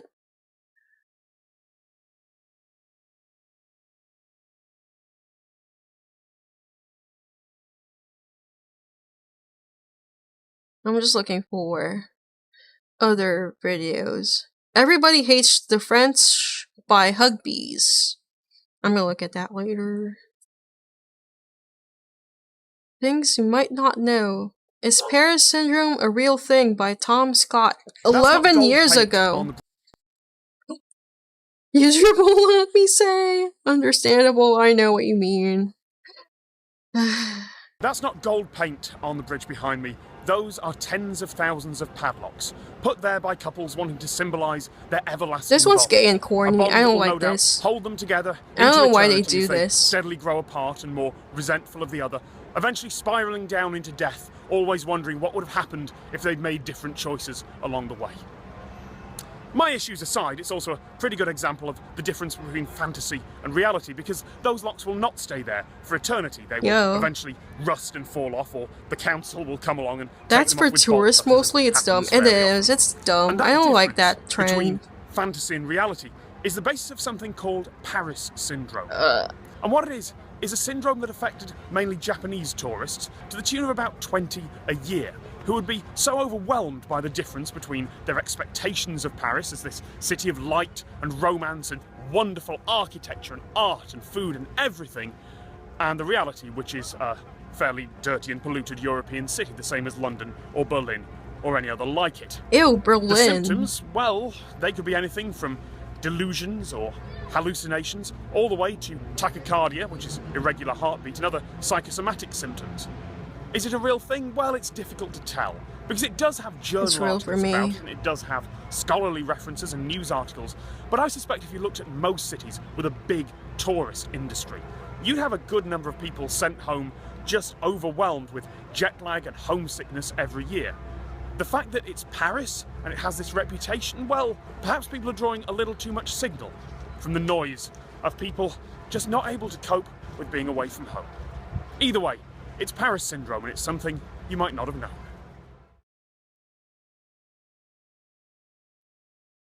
It's so sad. Like Las Vegas went there and it was just overpriced shit. I think I found the Evian bottling plant. Evian bottling plant, that was good. That was a good one. I've heard about Las Vegas. Oh my god. You know, I'm just thinking about it. If I ever travel out there, I wonder if I'm gonna get the same level of disappointment when I do end up doing like a fun road trip someday. I want to do like those really cool car road trips where you do little stops in different like views from the East Coast to the West or vice versa, where you start. I wonder if it's this level of disappointing. I know New York is going to be disappointing as hell. I had family who toured in New York, mostly of East Coast, and they're like, the first thing they told me is that it smells awful, and it was like before 9/11. I think it was like in the 90s. They were telling me this story because they were like, oh, we got to New York before 9/11. I'm like, wow. And they were telling me like it was very dirty, very smoggy. People there were very loud, and I was like, aw, man. Home Alone lied to me. Why did you have to mention New York? Because my family went there for a tour and they told me about it. And I remember them specifically bringing up how it was before 9/11. I was like, whoa. Most first world country cities aren't nice. The thing is that if you're not aware of that, fact with... How do I explain this? If you're not aware of most tourist areas being really shit, and your only exposure to it is through TV, I guess, or media, you'd think it's the same as how they portray it in media, I guess. But in reality, it's just ass. Every single tourist spot is ass. Despite how much you want to like it, and how aesthetic they made it look on TV, it's ass. So me and my friend rented a car and drove to Death Valley area. Area 51! I'm gonna get flagged for mentioning that. Everything is... Aww. What about the alien motels? Aren't there like alien motels near Area 51? I wanted to see those. I still remember seeing like an Elvis themed 50s motel and getting extremely disappointed with how apparently the photos were from the 80s and they've never maintained every single thing in the room, and everything has like questionable stains. pretty much everywhere is better away from the main area. If you go to New York, you got to Long Island, you don't go to LA, you go to Burbank, or whatever. You don't go to Milwaukee, you go to a small town and get cheese. Wait, what are you telling about Milwaukee? Pacific Northwest victory again. Just stay home. No. Wait. Area 51. Alien Motel. Wait, no, God. It's suggesting things to me that I listen to while I work. Relaxing ufology for sleep. You work at Area 51 ASMR. Exploring the extraterrestrial highway of Area 51. The aliens.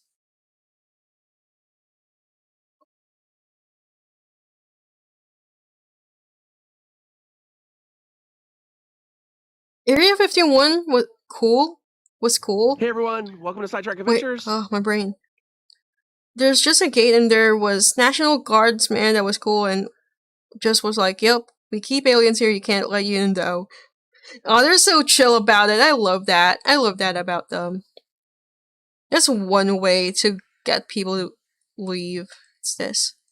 The Nevada Commission on Tourism as part of a campaign to boost travel through this lonely stretch of desert. It was inspired, of course, by the countless stories of UFO sightings, mysterious lights, and military secrecy that have swirled around this part of Nevada for decades.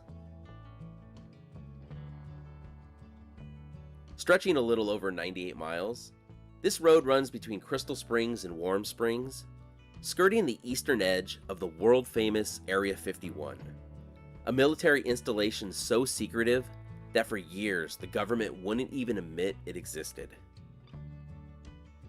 Dude, trying to make a Pinterest the 1950s onward, board about Area 51 was painful. It keeps getting flagged. It's lame.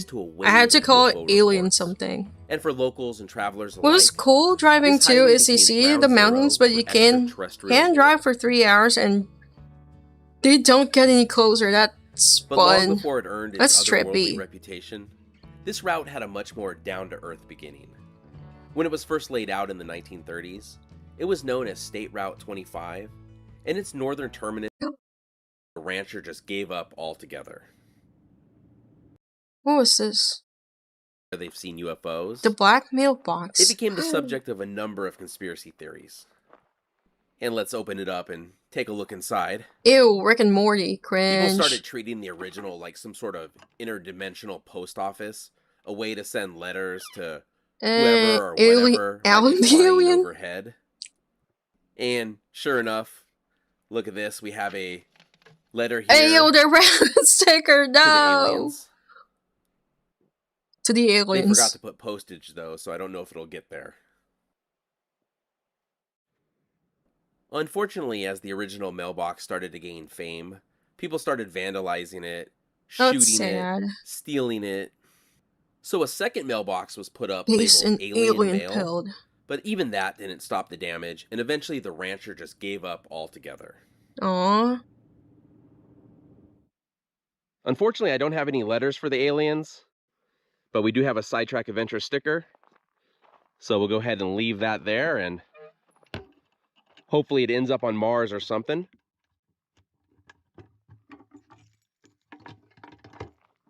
At least it's still intact somewhat. What a loser. It's kind of funny. There aren't many highways out there where a mailbox is one of the main attractions. There are videos of abandoned bases or weird facilities in the middle of nowhere. Those are cool. I love urban exploration. Those are always fun. Range, and you really have to look out for cows. Cows. And here's an example right here. Oh, they got ear tags. You'd think with all this open space they could find a better spot than right next to the highway. But I guess it's better than being on the highway. Why are they near the highway? If I leave love letters for aliens, can I get a thick green baldy fish? Maybe. She might probe you though, so be careful, man. Great Basin Owl Chill. Love it out there. Is it really that pretty? Oh my god. Urban exploration is something I always want to do, but I'm nowhere near brave enough. I love abandoned places. I've done it before when I was younger. Summit, and it's always just me being from Area 51. this close to getting tetanus. I've already climbed one peak today. Driven so out that road? One, but we've yet to see any jets today anyway. Oh, it's so gothic. It's everything's so gray and black.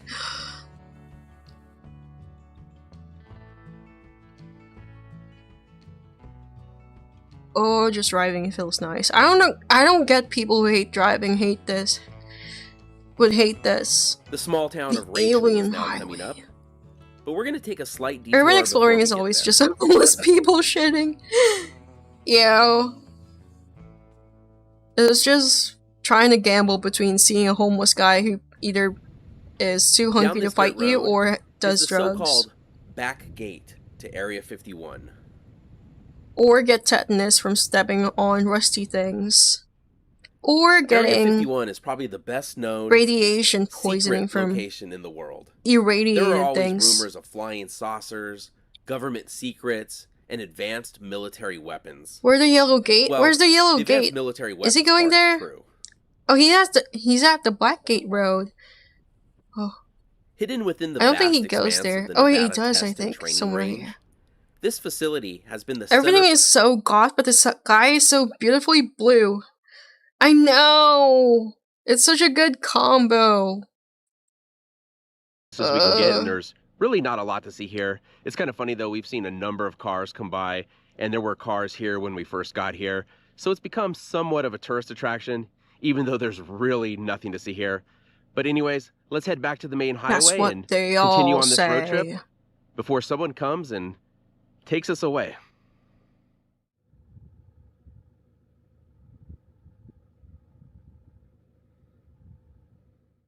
Let me in, let me in, we can't let actually me see in. anyone on the other side of the fence, but I know for sure that we're being watched. There are cameras everywhere. Someone in the government's getting a sneak preview of this week's sidetrack adventures.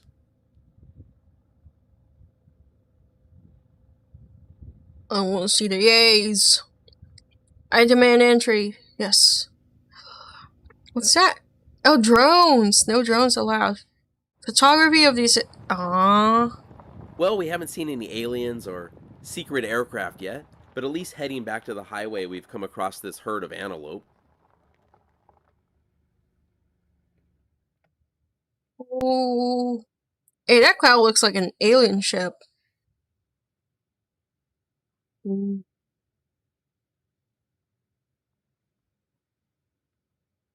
It's way too perfect looking. There's jeeps on the ridges watching you for like 20 miles before you even get there. Oh, that's even cooler. Rachel? We're now in Rachel, and this is the Alien Cowpoke, which is the only gas station on the entire highway. You definitely want to fill up before you start on this trip, or else you're putting a lot of faith in this place being confirmed. Oh, the old conspiracies. They were so innocent. While there are a lot of mining ghost towns around here that date back to the 1800s, Rachel wasn't actually founded until 1978.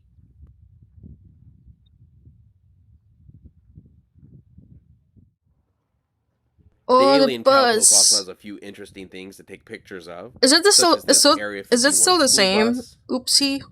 an alien hayride. Alien hayride. And this tractor that I can only Getting excited at a gas station is a level of happiness hard to achieve. It just looks cute and quaint. There's barely any people in it, which is cute. Oh, the and alien of course, merch. you can buy alien-themed gifts here.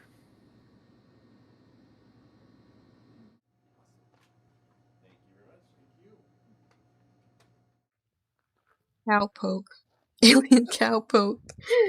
Probably, yeah, but it was like 20 years ago. Aww. The most famous business in Rachel is the Little Alien here. Oh. Alien, good one. This was really the first alien-themed thing out here, and it actually predates the extraterrestrial highway name. It's been open since around 1989. OG conspiracy people. Here's a historic marker for Project Oxcart. Zoom in on it. Okay.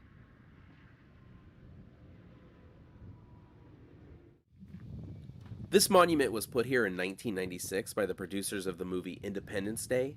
It's actually a time capsule that'll be opened in 2050. Oh my god, we're like 24 years getting close to it. Oh, my back. I want to be there when they open it. But you have to be careful, because it looks like they do tow. Oh. Unfortunately, another cool place we went down there was back on the road. Sedan crater, a giant crater from a nuclear bomb blast. Oh.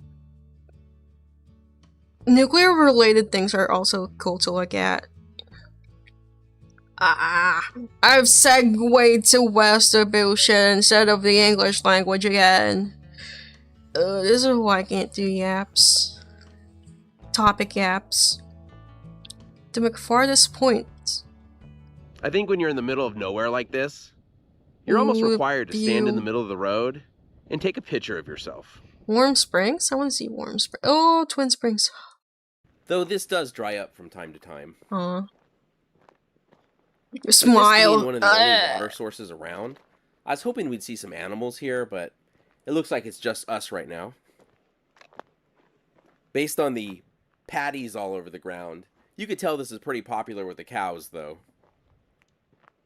Oh, it's definitely popular with the cows. Oh, that is so But gray. This is Twin Springs, a pretty unexpected lake on the extraterrestrial highway. Alien soup. It's Warm Springs. This site was first settled around 1866 as a stage stop and watering hole for travelers crossing the desert. A small stone house, a store, and later a post office served the steady trickle of miners heading to Tonopah and beyond. But like many desert settlements, Warm Springs never grew beyond a handful of residents. The post office closed in 1929, and by 1940, only 9 people remained. Today, all that's left of Warm Springs are crumbling and vandalized buildings. The spring is still here, though, a reminder of when this lonely junction was a brief oasis in the desert.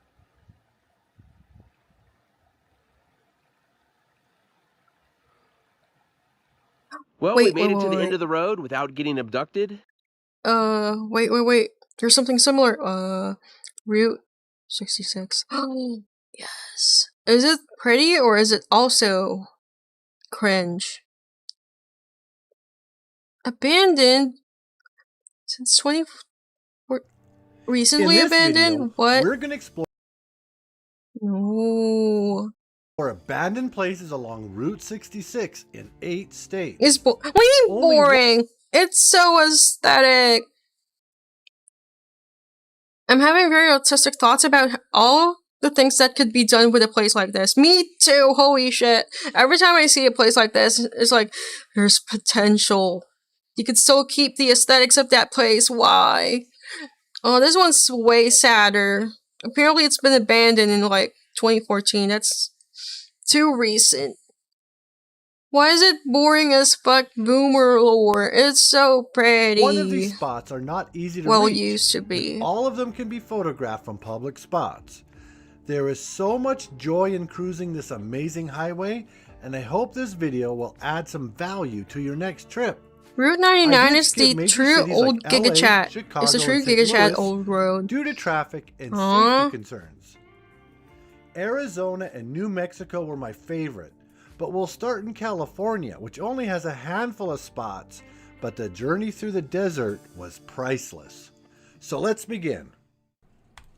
The first stop is the abandoned rail car near the Mormon Rocks in the Cajon Pass. This is the only spot on this list that is not easy to visit, But this abandoned rail Oh, car cool! is They pretty keep cool. the GPS I'm not sure of why the it's places. here, but I assume it's because of a derailment. There's a whole bunch of trains that pass through here every day. Oh, someone does coke in there. That's for sure. 3 different rail lines. You'll have to drive down a dirt road about a mile or two. Real Route 66 is just And boomer. if it just OMG, rained or the snowed, I wouldn't come here at 1950s all. were better. It's also a Oh, great place I'm for night boomering. photography. The next town is Daggett. Daggett? It's located just east Help! of Barstow, California. This town was formed in 1883. And at one point, this was considered to Isn't be a that the very Cars big one? town. It looks awesome, and yeah, someone does that in there. The building on the right used to Yeah, be a it's the one hotel. from Cars. And this is Daggett's garage. It was my favorite building in the town. So It is now off limits to the abandoned. public, but you could shoot it right from the road. Warning: Neighborhood watch. Program enforced. The next stop is Ludlow, California. Ludlow. This I've heard town was about this founded place. in 1883, and for years it was a very important town for the railroad. Right along the main drag, you're going to see a whole bunch of abandoned buildings. It's a including crack gas cocaine station, encampment cafe, again. and a couple of homes. Aesthetically, By I the hate 40s and through the tetanus. Me 60s, too. This But town the was really rusty important for visitors metal along Route aesthetic of like 66 as it had all abandoned the places is services. really pretty. I like it. I like But then looking in at the it, 60s, but I do not want to I-40 live in it. bypassed this town, and it quickly became a ghost town. It's so sad. This is the old residence for a motel and campground that used to be here. So English. It also hosted the It's the office. right English. It's the American English. Rah. Still counts. And on the other side of town by the I remember railroad track there is some is the people old that mercantile bought building. one of those abandoned It's in minor very towns to bad try and shape use now, it so for it's fenced tourism, off. but nobody cared. I would have cared. I would have cared. I would have been there. I would have stayed there. I think There's still the a gas reason station. why certain places fail to get like tourists is them not advertising their place really well or selling it to them really well. Like the thought of exploring abandoned minor towns, just being around it, talking about conspiracies and shit, I think that would be really, really fun. It's like a concept of tourism.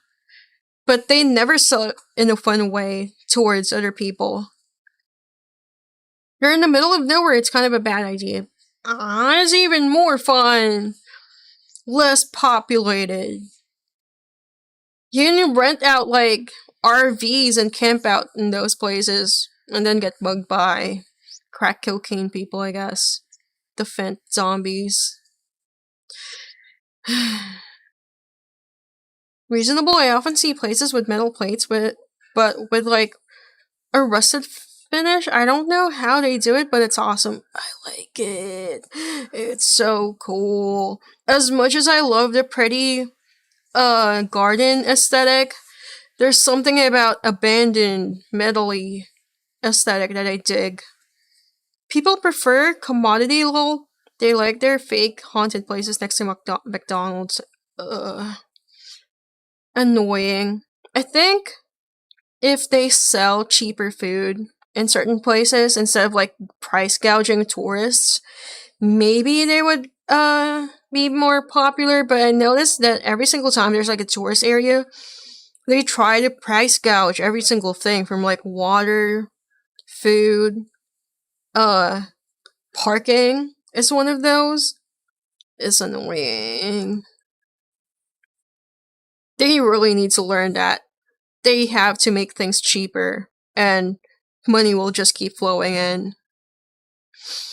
Oh, I need to show the other aesthetic that I like, which is not considered American, but I do dig the style.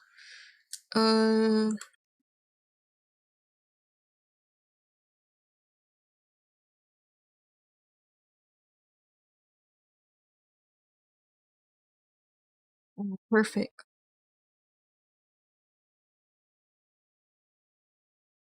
Okay, I want people to guess what I was talking about. From my experience, if a place starts price gouging, they're about to go bankrupt. I guess. That's one way to see it. Okay. I want people to guess the place I wanted to see, and the place that I really like, dig the aesthetic, but it's not America this time. Guess. Hehehe. It's something I really think it's really cool. But I don't know anything much from it other than that it looks really cool. Close enough! It's getting close. You're warm-ish, I think. Warm, yes. Before I reveal. After all of the things I've like expressed with how I dig in certain abandoned aesthetics, I'm just twirling around in my chair. Visibly. 3, 2, 1. I'm gonna reveal it!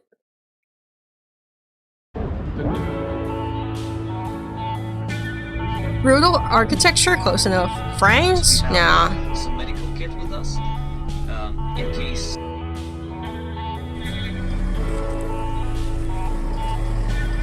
What? You've been there? Bruh, stop flexing.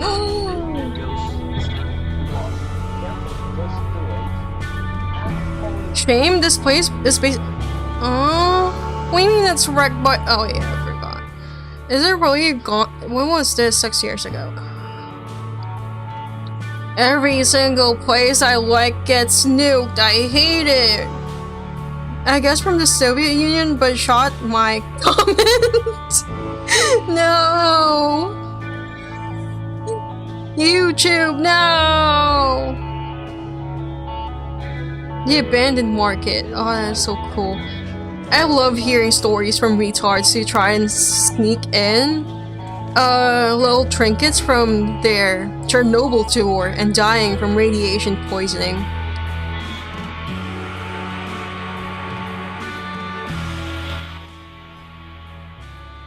They ruined it with a new containment unit. They did?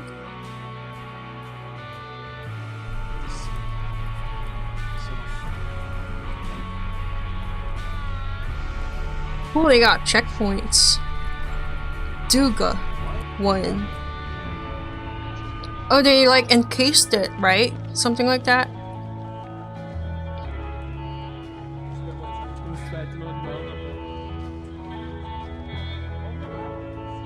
Back in my day, you would just walk in and grow 4 more arms. Now they need to cage people from their retarded, choices of taking photos. I have a gas mask and radiation kit I took from there.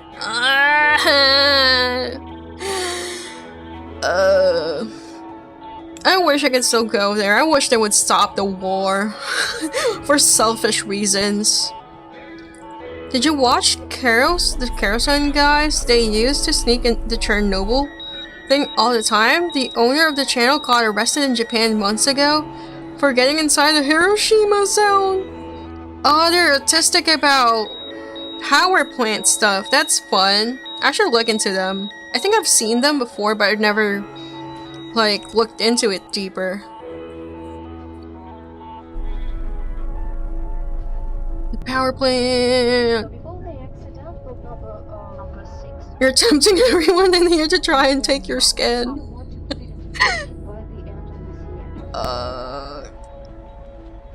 You can go during the war. I did. I'm scared here. I'm too scared. I'm too much of a pussy. At least it's still somewhat intact, I guess. You need to pass a radiation detector, bruh. Built during the Soviet times. The mess hall. No dangerous radiation. It's a lot of onions and potatoes.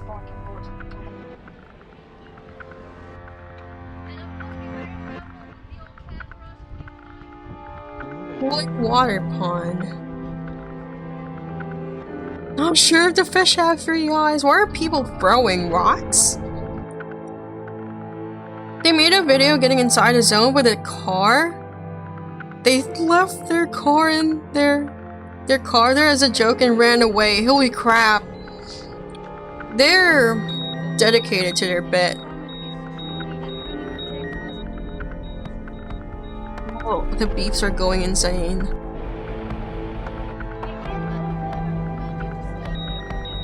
New record, more than 17. I didn't get to read it. Pripyat! Like in the video games! What game was that? This was a stadium and it's gone. Abandoned. Amusement park. Start beeping. Beep, beep, beep, beep, beep. I'm not a radiated rat, I promise. I'm not Cancer Mouse. I just like... The wind is still moving this carousel. That's so cool. I like this so much! It's so aesthetic!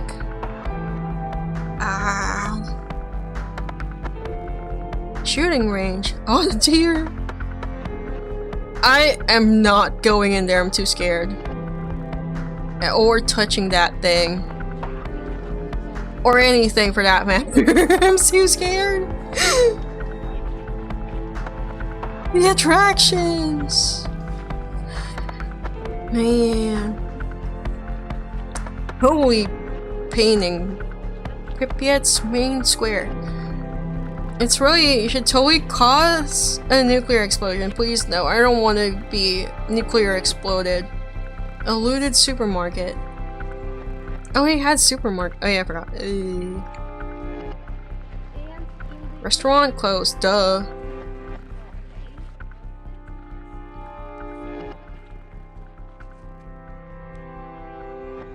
Let's check one of the buildings. Wow, it's still the same. It still looks the same in Russia. Return around 6 p.m. Passing a hot road up to 25. Oh, I'm not quick with reading! Where no speed limits apply. It's really insane how it's still radiated out there. Wildlife is recovering. Kowalski horses, that's cool. I wonder if the horses will evolve into Umamusume. All the robots they use for cleaning up. El Salvador! Everything is so radiated, it's insane. Yeah. The city of Chernobyl. You know what's really insane? Ever since they screwed up boiling water, they think nuclear power is very dangerous and scary. When it's way cleaner. I don't get why they did that. Even TV shows were shitting on nuclear power. All because it's tied to this and bombs. Was it even tied to bombs? I think, oh yeah, I forgot. World War II. Ignore the recommendations I'm getting from the video, please. I have shit taste, please don't look at it. Please don't look at it.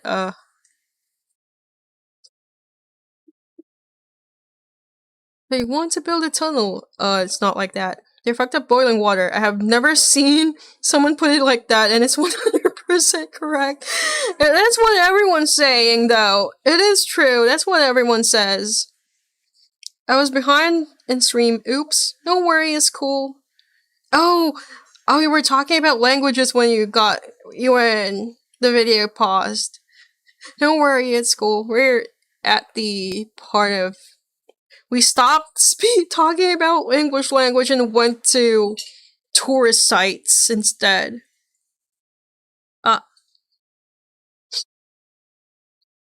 Man. Steam is just not sending half of my message. Stream? Wait, oh, I think it's because of how, whatchamacallit, YouTube works. I don't know how to fix that one. Let me see what you're saying, soldier. Live chat.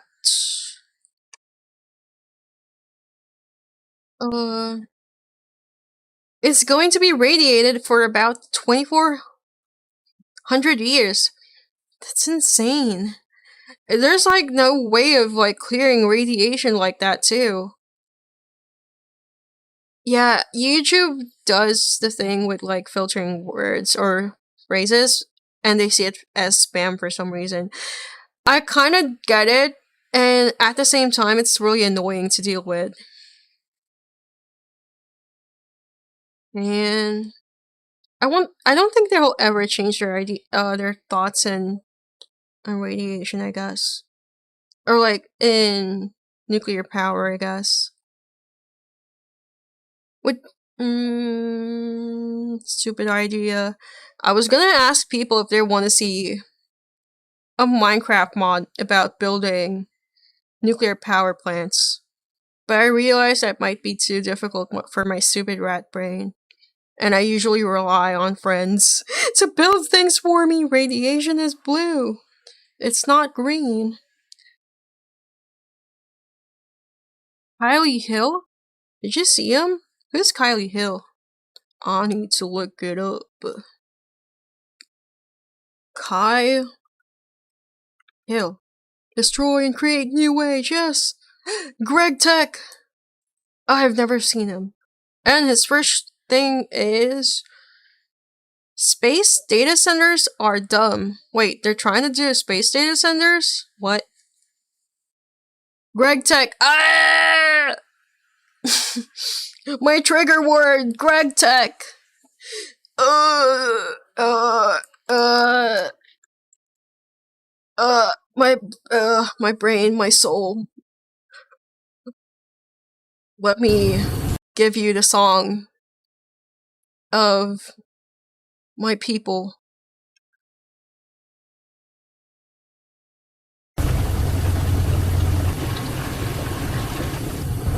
Go way back in the mind, got a pickaxe spinning from side to side, side to side.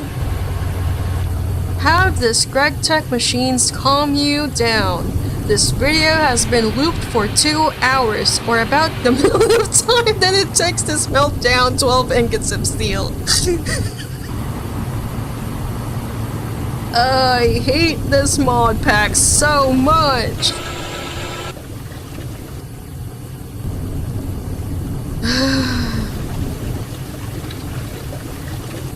This is too much for people, I think.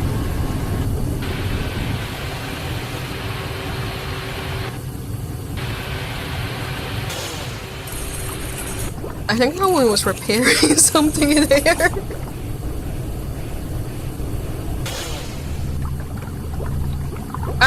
What do you mean I liked the video? No. That's not, I did not like the video.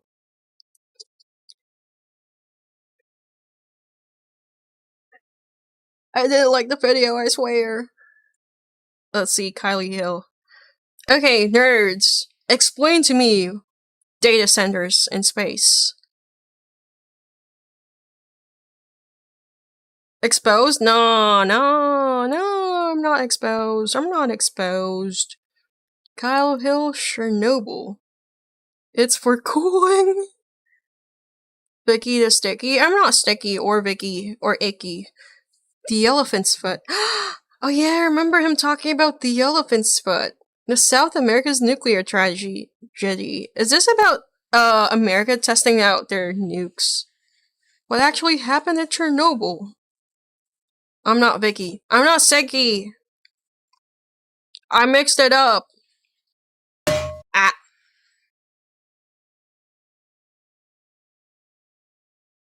It's for cooling?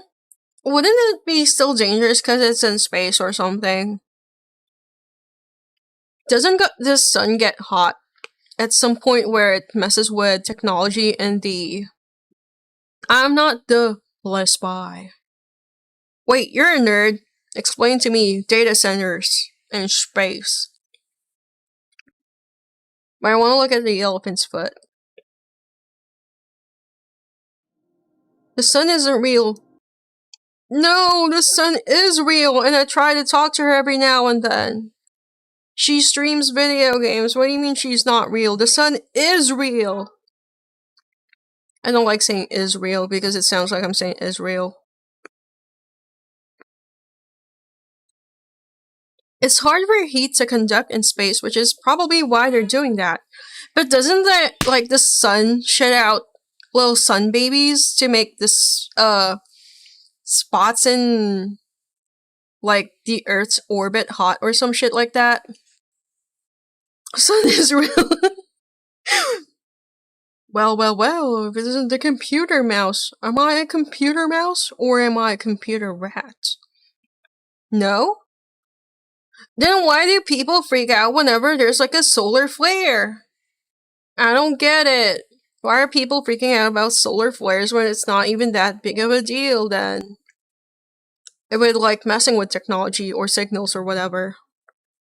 Because they're stupid. Sunspots and you can just cover your hardware with lead. Man. I hate people who freak out about those. They make me scared too. I'm glad it's not a thing. Anyway, back to Chernobyl.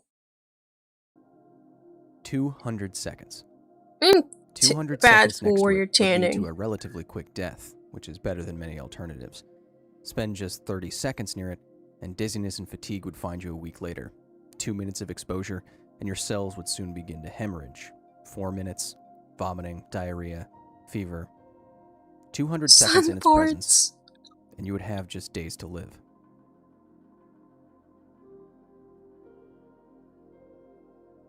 Video By the game fall mentioned. of 1986, emergency crews fighting to contain the nuclear disaster at the Chernobyl nuclear power plant made it into the basement. They turned a corner into a steam corridor beneath failed reactor number 4 and found not steam, but black lava that had oozed out of the core, eaten through meters of concrete, and settled on the floor.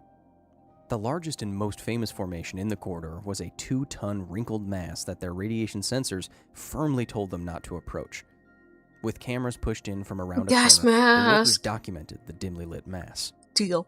According to readings taken at the time, the still hot portion of the molten reactor core Hello, was putting blue out enough smoke, radiation welcome. to give anyone within 3 feet of it a lethal dose It's really soft. in just 200 seconds. Hold on. This is the true story of the elephant's foot.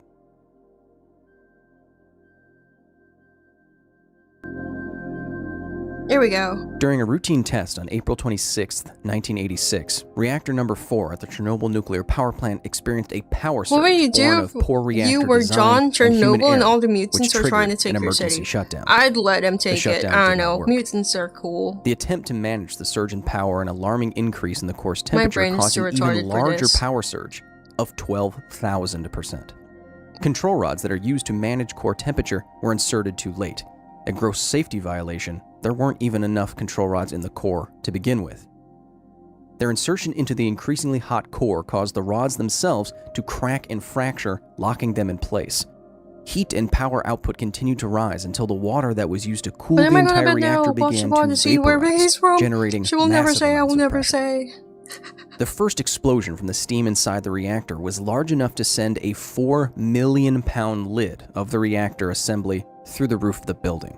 The reactor now fatally damaged, the remaining cooling water from broken channels seeped into the reactor as well, flashing directly into steam as it touched the soon-to-be glowing hot nuclear fuel rods. A second, even more massive explosion followed shortly after the first, belching core material into the air, spreading fire and radioactive ash.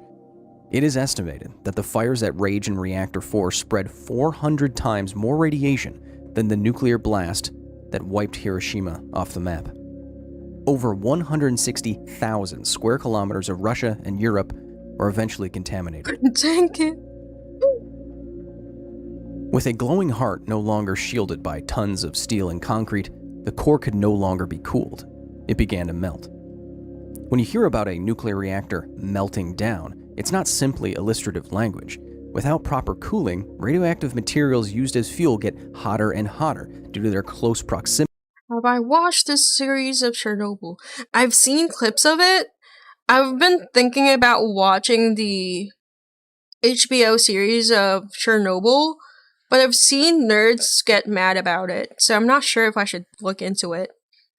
It's probably overly dramatized for TV's sake, so I could give them that pass. I may look into it. I probably would watch it at some point instead of like the clips. I remember how I had to explain to so many people how elephant's foot wasn't going to kill us all anytime soon.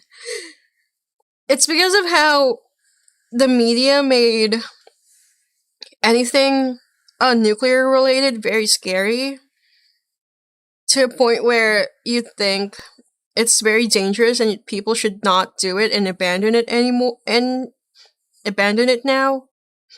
Chernobyl. Char, I love Char. Yeah, and show about it is all in next. Any show about it is all Netflix-fied, pretty much. I don't think there's any. I haven't seen any good documentary or like reenactments of the Chernobyl incident. Well, And if anybody asks, no, I still have not read The Roadside Picnic. I was given a copy, but I've not read it yet. I'm lazy. Continuous emission of high-energy particles. Nuclear fuel literally heats itself up until it melts, turning into what is arguably the most dangerous substance on Earth. The problem with anything like these historical moments is that 90% of people if you wanted to know what the most being dangerous bored in a material boardroom ever discussing was, what to do. Corium would be a good answer. That's pretty much, yeah. At Chernobyl, the loss of corium caused a No. meltdown of the uranium fuel, up to a third of which was scattered into the atmosphere. Estimates vary, but up to 160,000 kilograms of uranium, radioactive and many thousands I guess that's why they need to dramatize into it. the bottom of the reactor vessel. 8 days later, the flow had melted through the reactor's lower shield. Oozing through basement pipes, pooling in steam corridors, and eating through 2 meters of steel and concrete, the radioactive lava flow from reactor number 4 eventually cooled enough to solidify in the basement. Thousands of kilograms of molten uranium oxide, sand, metal, silica glass, and other materials, a composite monstrosity dubbed corium. In addition to being the world's arguably most dangerous material, it might be also the rarest artificial material. Corium is only formed in a nuclear meltdown. Corium has only been created accidentally 5 times. Once in the 3 Mile Island reactor in Pennsylvania in 1979, once at Chernobyl, and 3 separate times during the much more recent Fukushima Daiichi nuclear disaster. Oh yeah. Now I say accidentally created because there are scientists and engineers who study corium and create it on purpose. For example, this is a video of molten uranium oxide, like what would have been found beneath Chernobyl, bubbling and boiling at around 2,000 degrees Celsius at Argonne National Laboratory. Remember, this heat is self-generated. All by itself, corium can get half as hot as the surface of the sun. Corium is never pure nuclear fuel. Rather, it's a radioactive Frankenstein of fuel rods, fission products, the control rods in the core, concrete from the floor, steel from the surrounding structures, and the chemicals created when blazing uranium reacts with You should air, watch the water, Chernobyl and series steam. at least for the Here memes. you I can see should. a simulation I'm gonna of what look into corium it. actually does, easily I think I disintegrating could binge concrete it as it escapes in one day. confinement. In the lab, corium is still terrifying but controlled and mesmerizing in a way that lava and its destructive capabilities can often be. It's almost beautiful. Here it is. At Chernobyl, there was no such beauty. After the corium was done flowing, the result was an ominous collection of stalactites, stalagmites, steam valves clogged with hardened radioactive lava, and the large gray mass that would later be dubbed the elephant's foot. The elephant's foot could be the most dangerous piece of waste in the world. Of the 5 accidental corium creations, only Chernobyl's has escaped confinement. Radioactive atoms are unstable atoms, while something like hydrogen is just fine with a nucleus consisting of a single This is proton. very alien for me. Radioactive elements I want to look into this photo. It's really creepy Most how there's like a disturbing guy photo here. of the elephant's foot. According to an investigation by Atlas Obscura, the ghostly image of Artur is likely not due to anything spooky, just the shutter speed, as is the time-lapse-like streak from the flashlight. But the grittiness you see in the photo, that's from the radiation.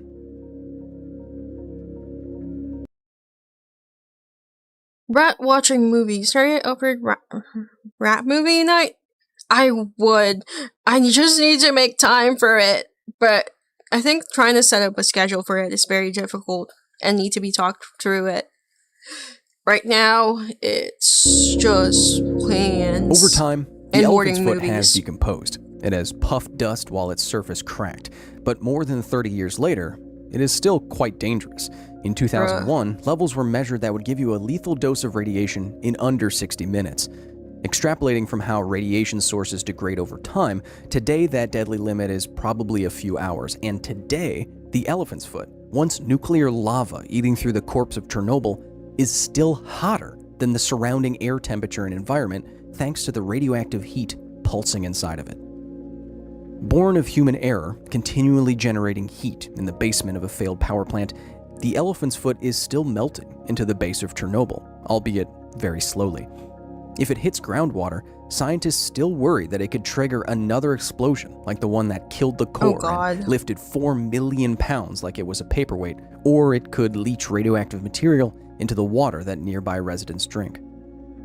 That's more fun. Long after bleeding from the core, this unique piece of waste continues to be a terrifying testament to the potential Chernobyl lead to the dangers creation of Freddy power, Fazbear? even Yes. though nuclear power as a whole is extremely safe. That's why he's in Poland.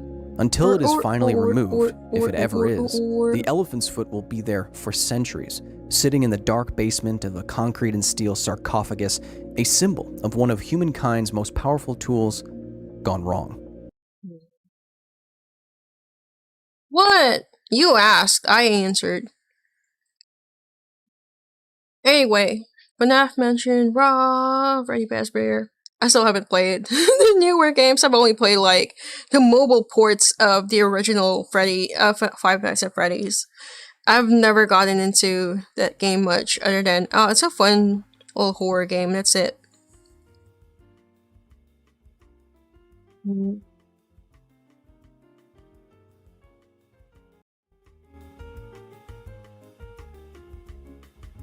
I can't believe we went from like learning the English evolution to this and this and this. Oh, we skipped this one. Okay, let's go back to the English again. Hold on.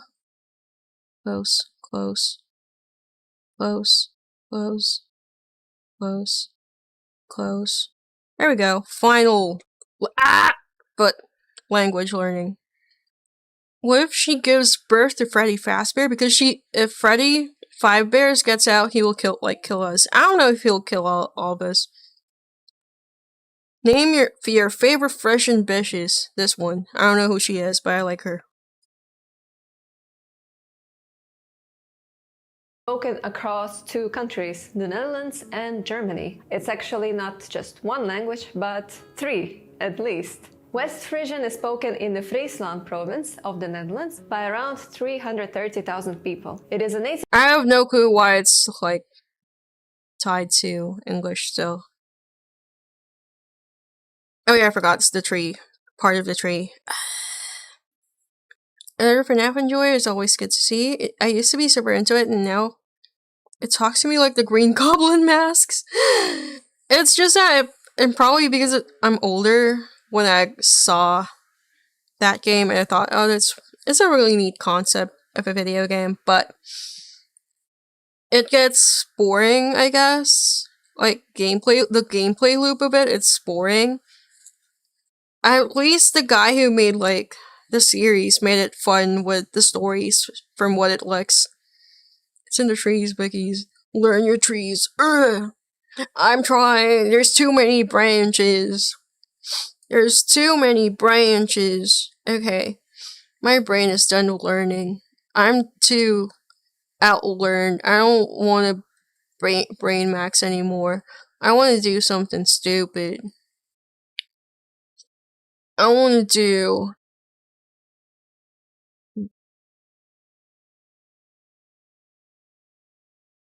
This is somewhat language related, actually. Let me just do something. Ha ha ha ha. Surely this is still related to learning a language.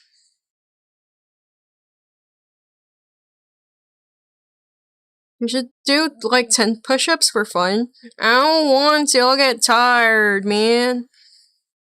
I'm too fat and bulbous to do push-ups. Oh, why is it taking forever to load? Hold on.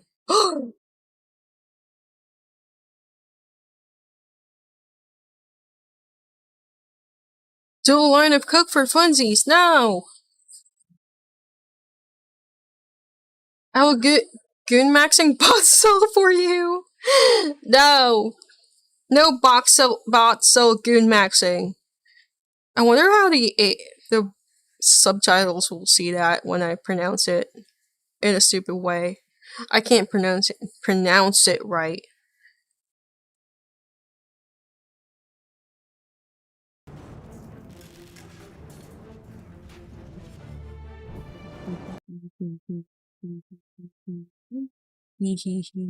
Ha ha ha. I'm not addicted, I swear. Tee hee hee. Ha ha ha.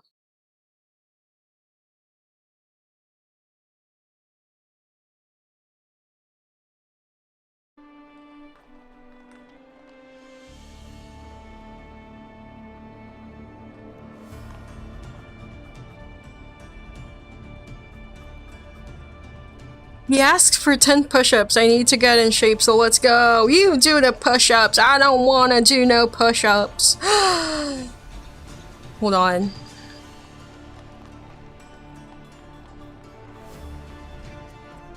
Oh no, it's the Age of Empires. Yes. Please host. If anyone wants to join up. I want to do one game before I go. I want to do one game. And as to stay in topic, I will be playing as the Britons.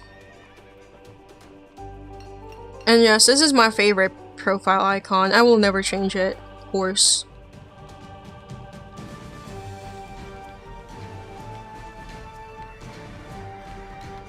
I think I'm getting good at the game, maybe. I hope so.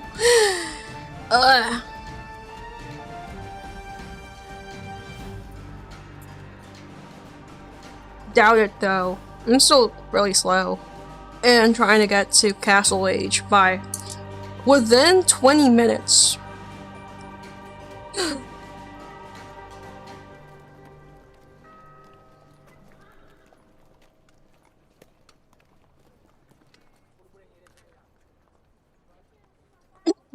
Oh, my throat is dying.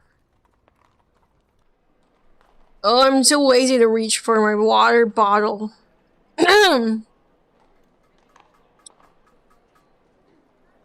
Let me just change up something real quickly.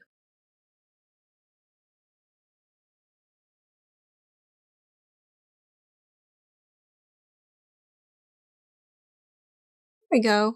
Cool.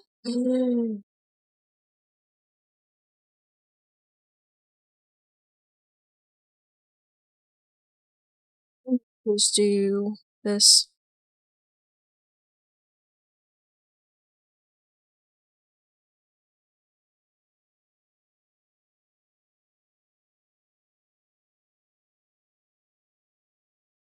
Wait,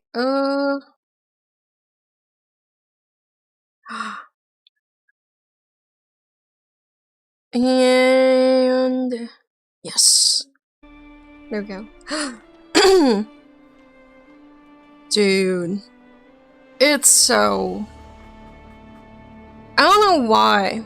Maybe this is probably the only RTS game I like. Everything else is kind of eh for me. Very sad, I know. Also...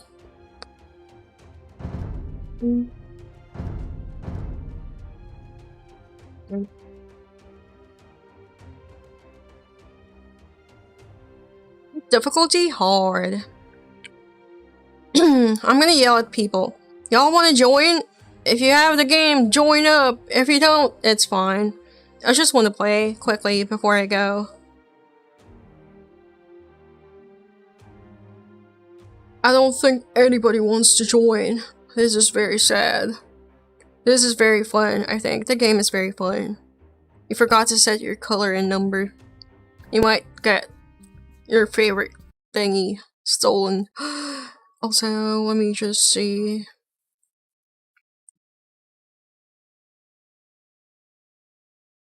Oh, fat cat. I was gonna at everyone and got distracted by the fat naked cat. Rim.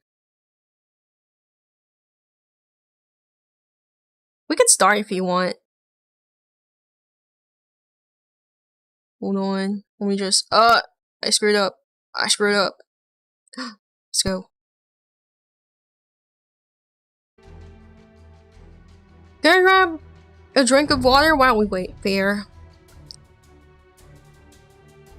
I'm gonna eat this corn. Corn snack. I hate it. I'm not gonna eat the corn snack.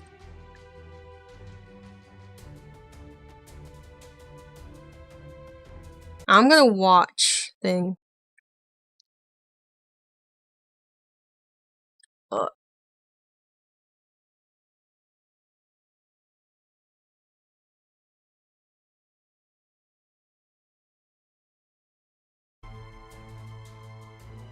Corny. I'm not corny. You're corny. It ain't easy being corny. I don't know if anyone's like aware of this video game in this day and age. I notice it's just there, existing. The rat game. I didn't even notice the title of the game.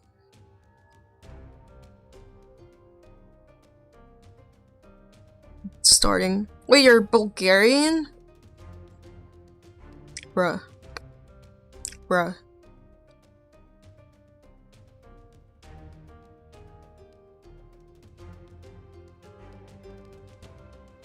I'm gonna be quick this time. I'm gonna be quick this time. I'm gonna be quick this time. I'm gonna be so quick this time.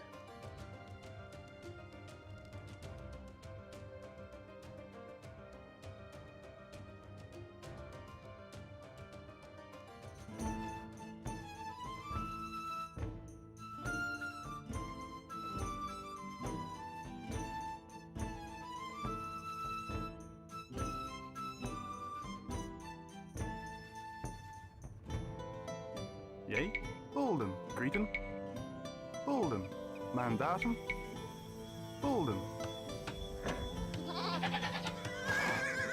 Ready, yay. I think I'm quick-ish, maybe. And do this. Explore.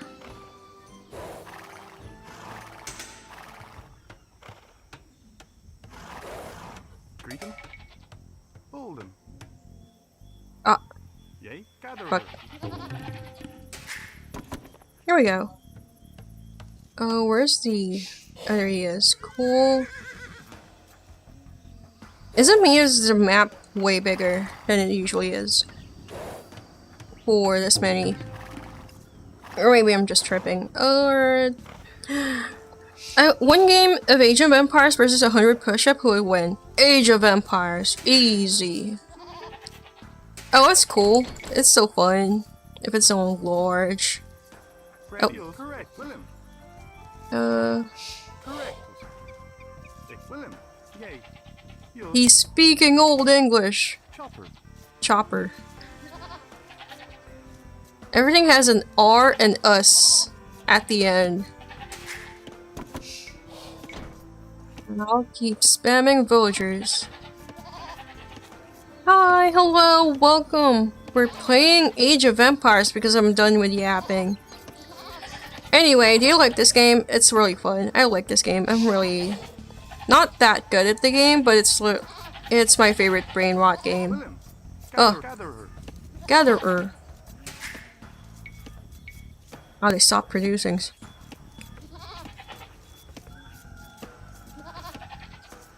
And I feel like I missed a spot somewhere. Oh, there it is. There they are. Ready. Let's see. I'm gonna try and lure this one. I want them to go in here so I could get the elephant meat, schmeat. There we go. And I think I trapped the. Oh, there we go. And more villagers, please.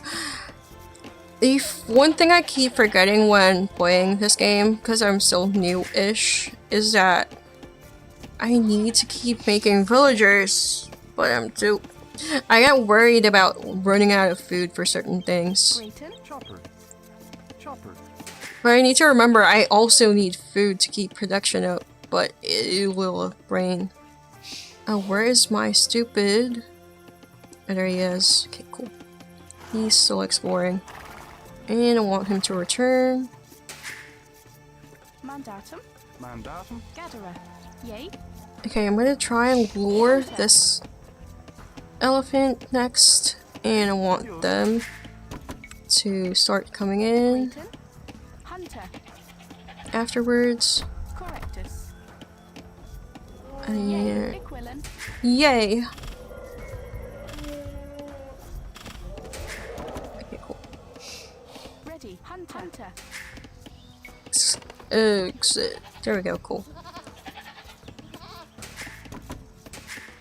Keep making people! You should do like 100 push-ups for fun. War crimes when I'm already committing a war crime on these animals. 15 push-ups, counting all over again since the game started. Oh, that'll be painful. I think my back would hurt if I keep doing push-ups for the long duration of this game. How many villagers do I have? A lot. I need more, I think. I want 3 of them to start hunting. And I want the rest of them to make a farm.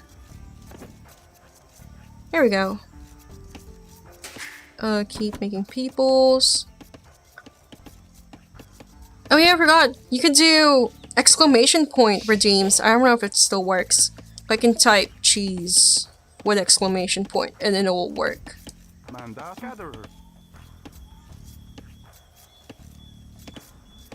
And you can auto explore because it's AI.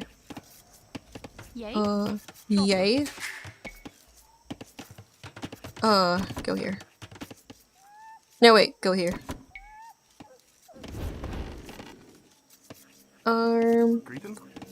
Please build more houses.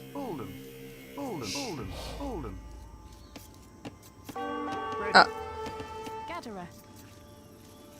Excuse me? Oh.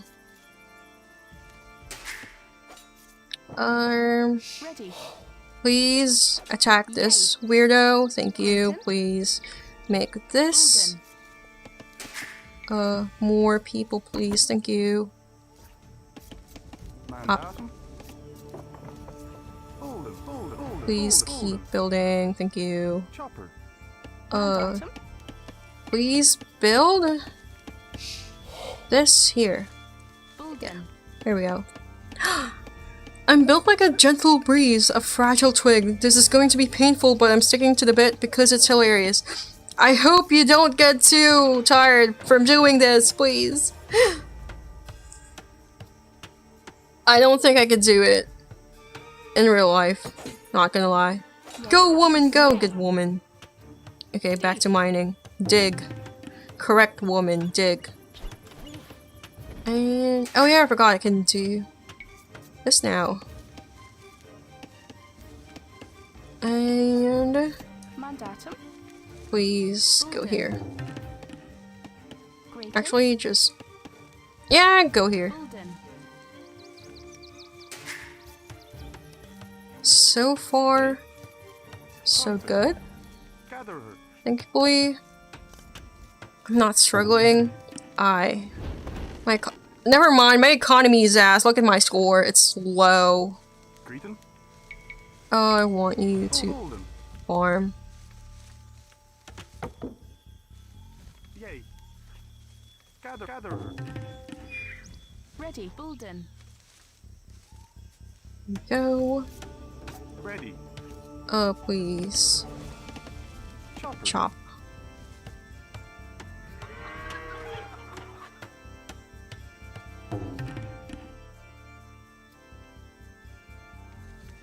Chop wood here, I think.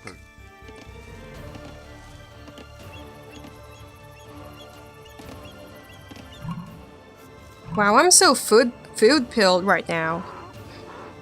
Oh. I'm a food pilled max cell. Here. Yay, Grayton, Chopper, Correctus. Chopper. Mandatum. Oh no. I'm out of wood. I did not think this through. You guys could chop wood, I think, for the meantime. Please build. Oh no, I can't build. I need people to chop. Yes. Yes, woman. Chop. And chop here. I screwed up. I didn't think this through. At least I have a lot of food, I guess.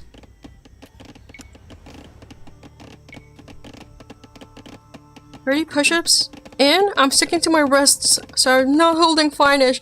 Dude, no. It might be pushover. Wait, it's an actual word. That's an actual word. Okay, so far. Ready.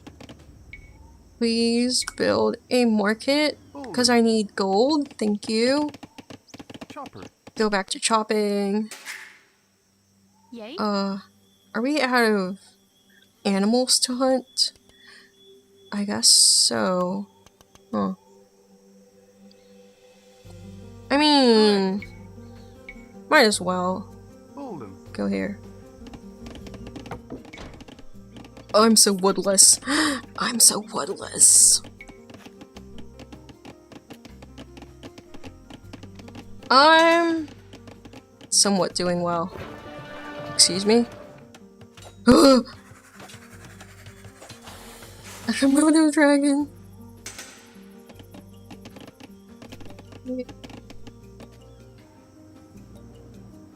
Says market over here.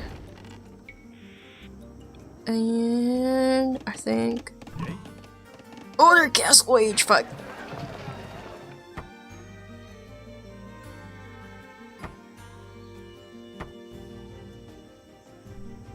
Let's see. I need one more building. Chopper. And I'll place it here. And then go back to chopping. Ready.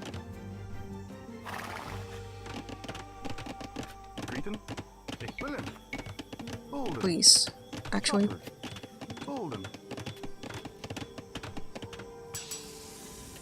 And I can do this. Well, this is probably done for me to do. But, please. Here. Okay, so far. I want to try and castle them very early. But I doubt I could.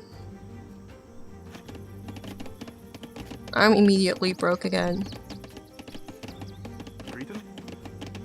12 on wood. I want more of you on food. I want one of you to start building a house. Here. Bulden, Bulden, Bulden. Gatherer. Grayton. Chopper. Please move here. Actually, yeah, move there. And oh yeah, fuck. I want this to be. I'm wasting wood. I don't care. D. She's saying D.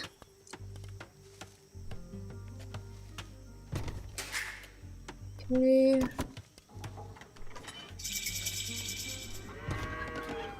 I want them to now build a this. Oh. Where the hell am I being attacked? Oh. Wild. Okay, cool.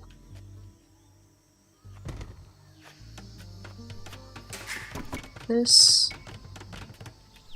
I'm very low in people. I need to have like 300 at least. I'm too broke on wood. Because I sent every single one of them to build. Yay. Grayton. Chopper. Building. It's so catchy sometimes. Ready. I think I can do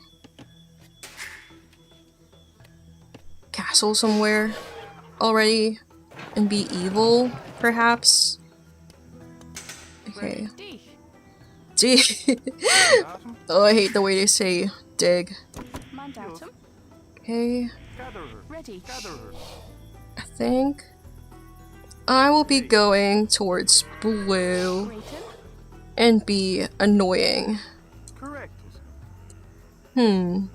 Somewhere. Oh, not there. Here. Or here. Yay. Yay. Yay. Please build this here. And go here.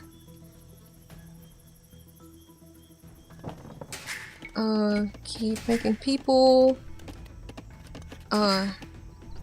Keep making people.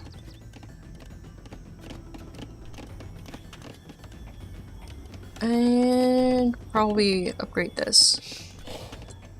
Okay, so far so good. I'm gonna go back here and look at them. And no. Don't fumble, please.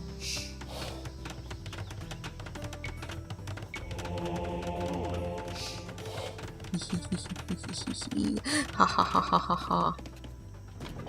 Actually, build. I forgot I should have built a university first. Damn it. Can I build one soon? Yes. Okay, go back here. This is awkward for them, I think.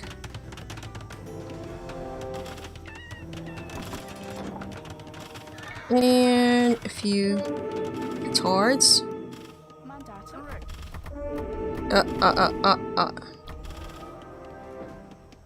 Don't convert my ass, please. Thank you. I think I'll build a pretty mean this. Blow this up. Yep. Holy shit. Okay, cool.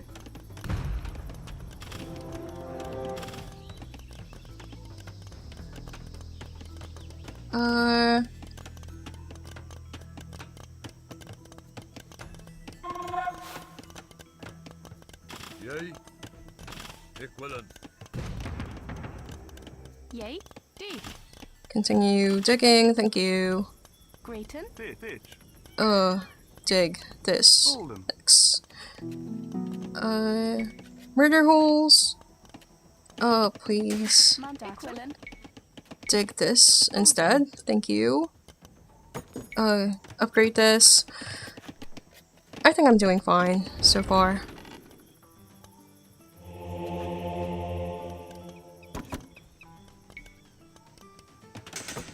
And grab this. I think I need more food. Here. And this.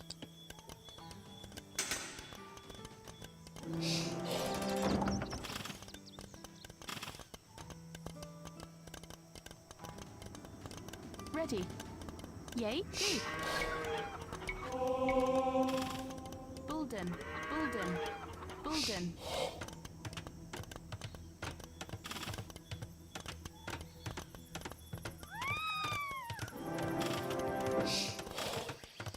I'm gonna keep attacking this, I think. Infantry, infantry. Are infantries count? Do the bow people count as infantry? I think they do. Aye. Ready. D. Oh, please make another castle here, I think. Nah, keep digging.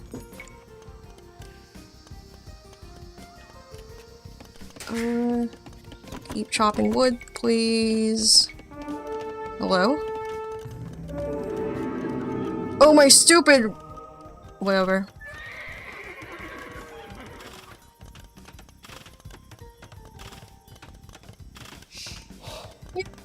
I'm winning, I think. I hope so. Oh, I'm so broke. Oh god, they're Imperial Age. And I'm still stinky.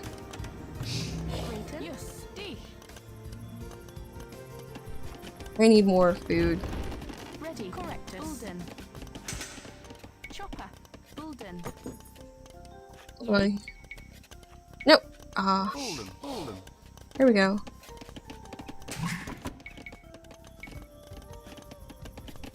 Mandatum. 1, 2, 3, 4, and 1, 2, 3, 4. Oh, I'm so broke on thing. Gather food.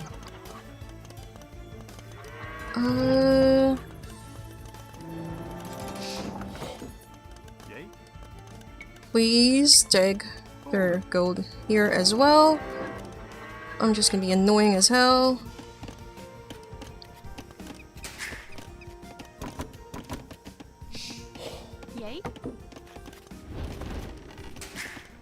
Keep chopping wood, please. Please build houses more. Bulden, Bulden, Bulden, Bulden. Yeah. And then go back here. I think. Ready. Yeah, I'll be fine. I think. Ready. 1, 2, 3. Oh no! Oh no, no, no, no, no, they're mad, they're mad.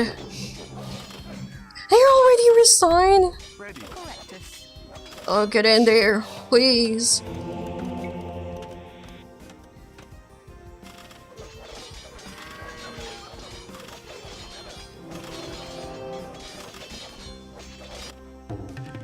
I think it's time for us to build more castles.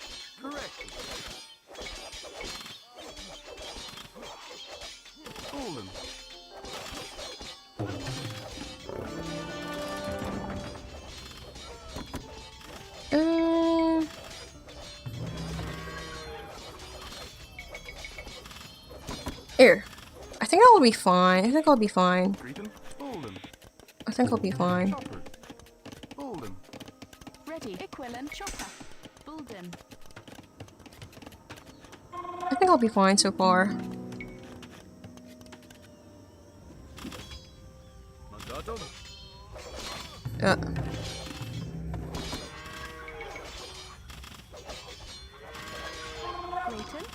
Bulden. Bulden. Bulden. I screwed up. I screwed up, didn't I?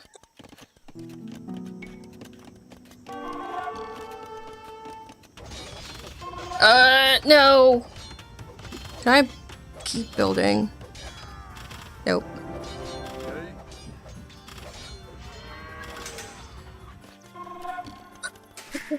I screwed up.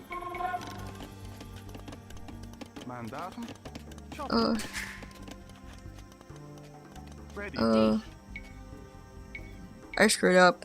I can't castle. Don't do more than 50 push-up, that's a big limit. You're pushing your health to- you're pushing yourself too healthy, I think.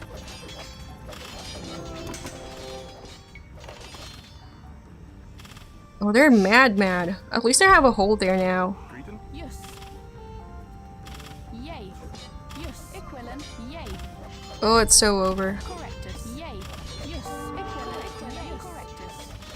Yay. I'm gonna lure them somewhere retarded, I guess. Whatever.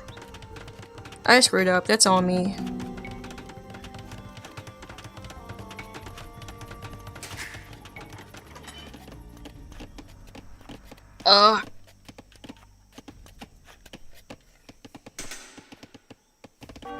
Yay. I keep pressing the wrong thing.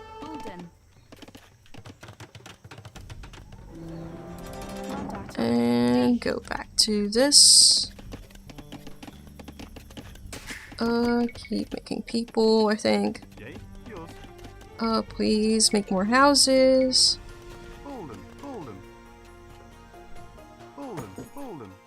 I screwed up big time for that one.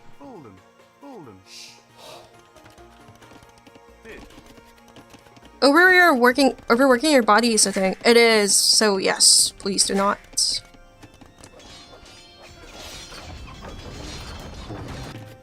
So annoying.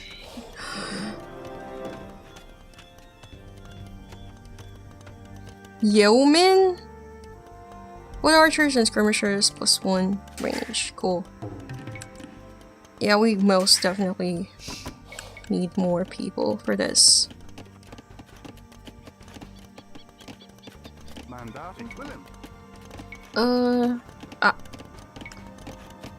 This.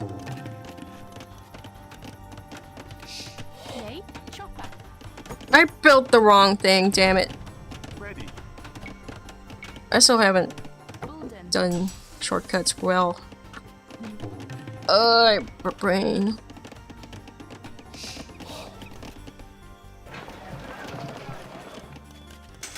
I can do this now. Trebuchets deal blast damage and more accurate. I don't think it's worth it.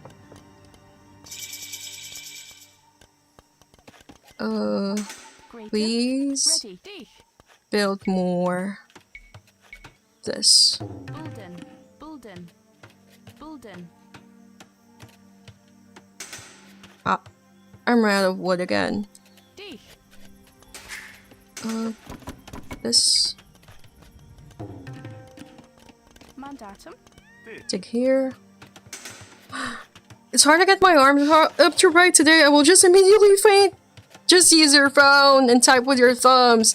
The thing with it, you're gonna get the most awful tennis elbow if you start typing or you start doing anything tomorrow morning. That's an actual thing. You're gonna get tennis elbow from that. I've gone through that. It's painful. Yay. Oh, I think I can build more horse people.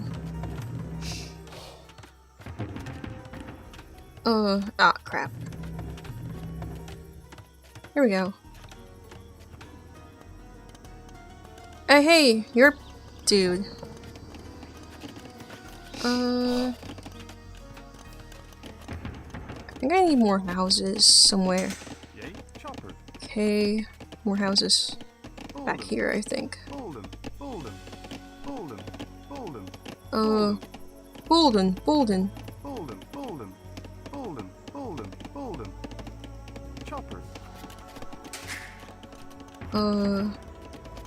More wood farms, please. Thank you. More here, I think. Delete this, this, and this. Build.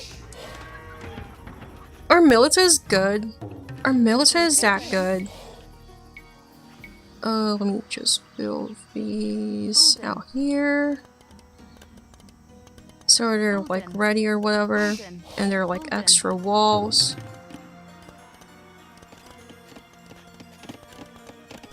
Ward, they're slow. Milita is pretty good. Okay, I'm gonna keep that in mind.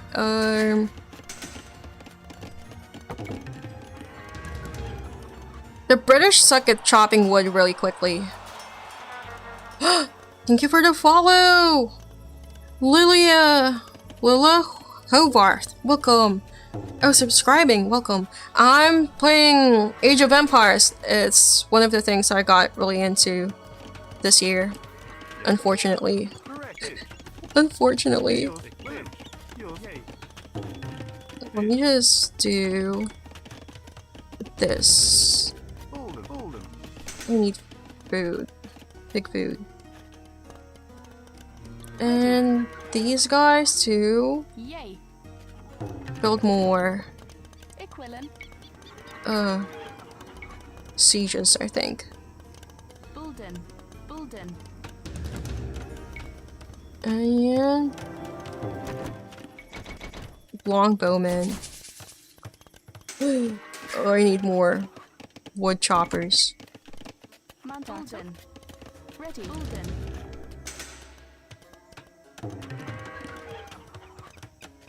Let's see, so far so good. They can go here. Excuse me?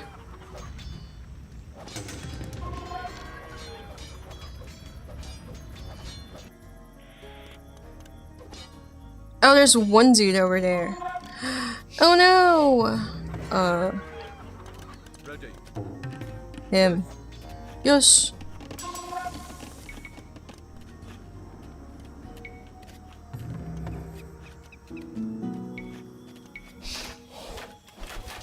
Oh, the range is so good. I forgot how good that was. Please, take this. I'll master it someday. I'll master castling someday. Hey Becky, hello, welcome. I'm playing Age of Empires, very cringe. I'm so goldful. This.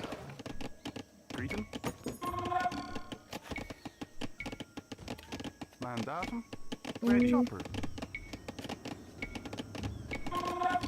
Hold him. I need more wood.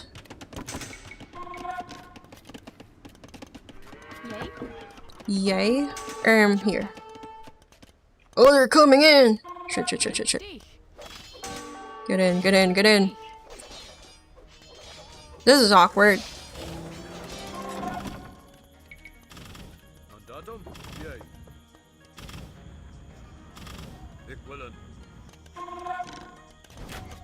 I think I'll build more castles.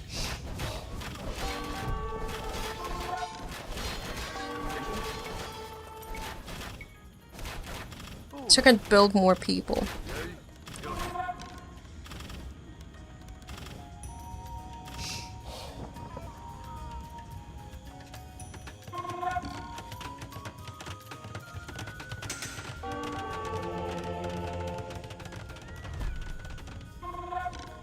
Oh, they destroyed my thing. Mandatum, correct. Hold him. Go here. And go here. Spam this. Oh, more I think. And ooh, I'm taking this.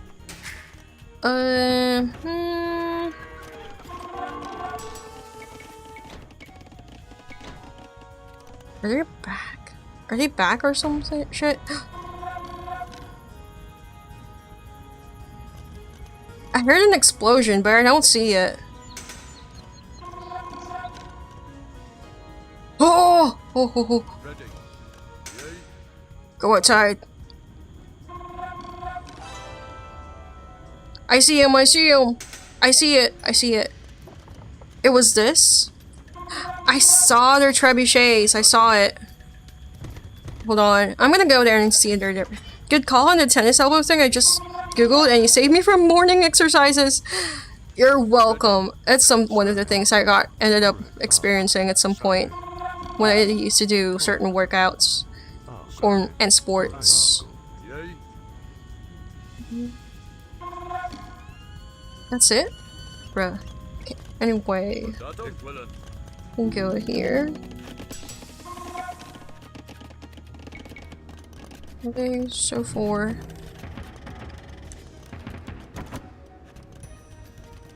Oh, I guess pikemen would be good, perhaps. Since I have my range, I think having more horses would be better as a wall of flesh, I think. Okay, I'm gonna make a bunch of stables instead. Hold him. Hold him. Hold him. Hold him. Hold him. Hold him. I don't know if that's good, but I don't know. Sounds way better, I think. And make 3 battering rams. Very cool. Make more people for wood.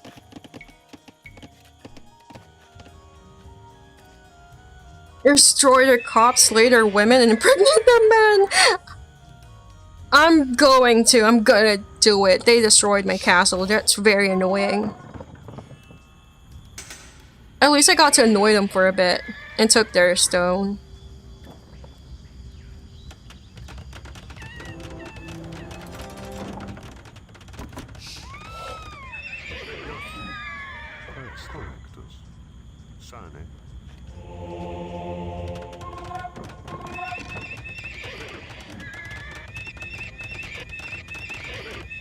Oh my god, the horse noises. Ah.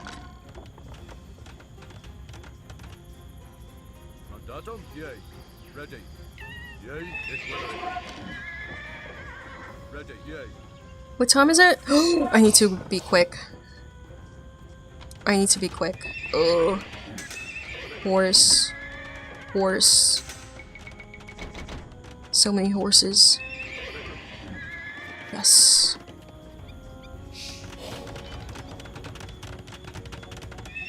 And please go here and mine this. You should use traps instead of rams for the English. I know! But I want to be annoying at some point. At the beginning and then start shitting out trebs. I'm a little goldless.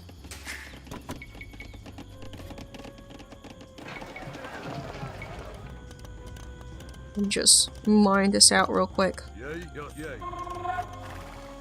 And I think I have enough people.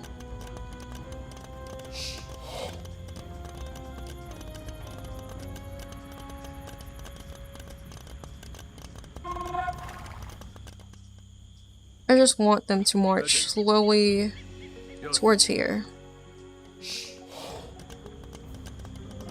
And please run here.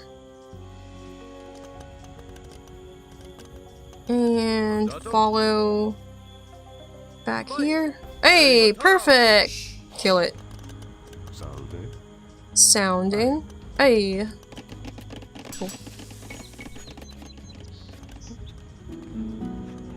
Cool.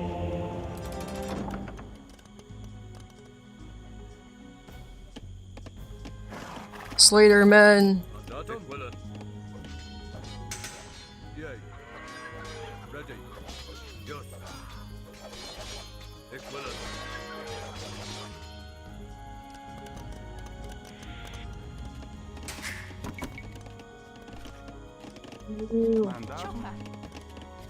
Please.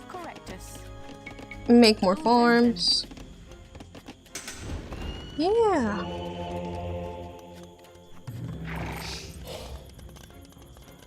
Ready.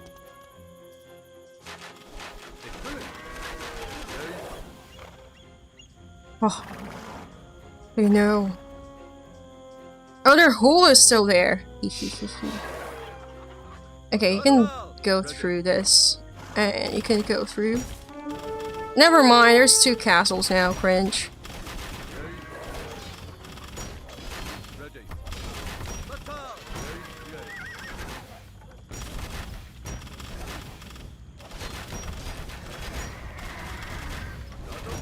Oh, go in here, damn it.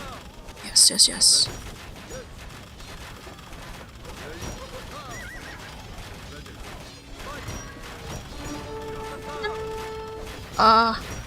Quick. Castle. Here. Holy. Here. Oh, I'm slow. Here.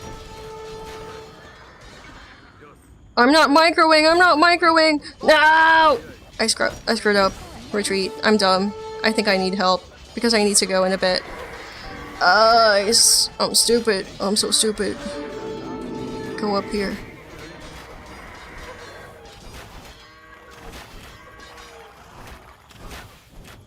I need more British people. And probably some tribes.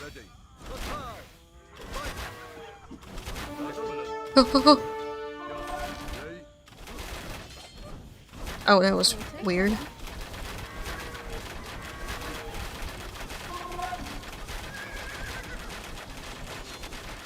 Oddly, I can still build here, but I don't want to, so I'm gonna build it here instead. And be a pussy. Please go here. Do you know about the double click? What's a double click? Oh. Oh my god, they're missing!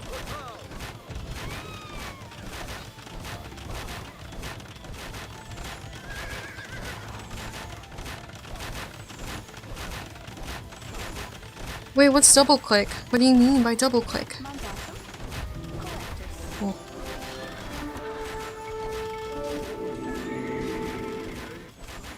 And more horses, please. Thank you. God, that is so many horses.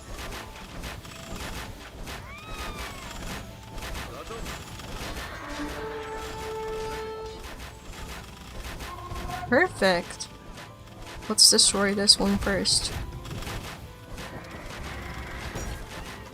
Oh my god, I have stupid. Ooh, onagers.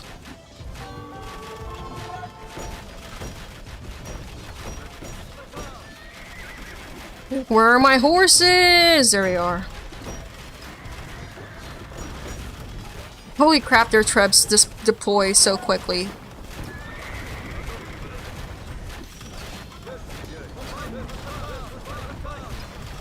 Horses, go here.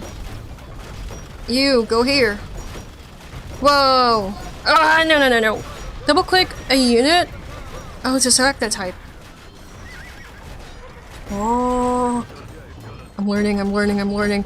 Oh, I'm dying, I'm dying, I'm dying.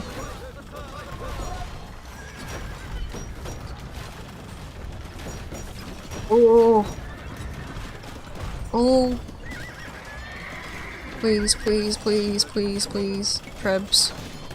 Go here. Kill this thing. Actually, not that one. This one. Yes, yes, yes, yes, yes. Pack Treb. Here. Go here. Shit out more. Archers, please. Here too. I'm goldless. Cringe. People, please. Go here. And... no, not patrol. Mine. Take their gold. And... please go after this. Actually, good one. This one. Next. Where are my archers at? Okay, there's another trap I have up here. Go, go, go, go, go, go, go, go. Where are my other archers? Did I die somewhere? The fuck? Oh, oh, so close. Okay.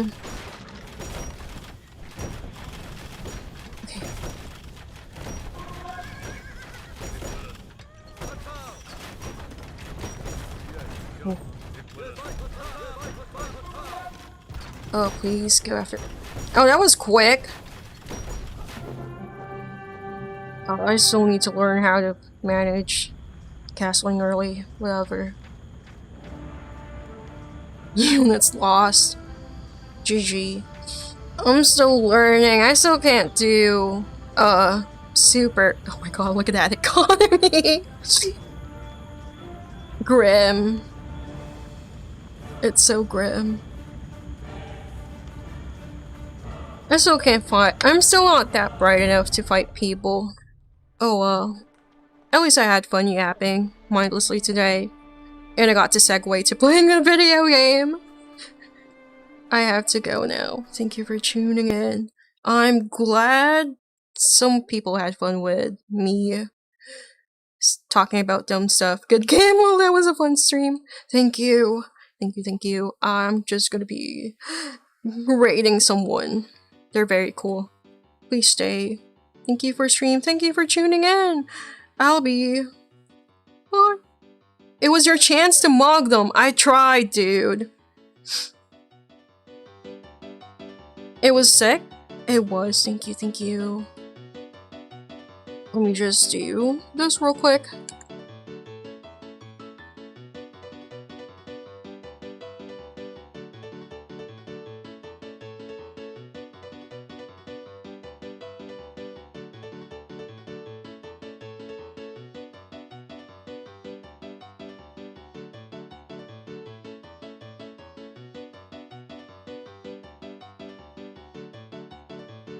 Oh, I'm rating someone. Oh, yes, on YouTube? Yes, we are rating her.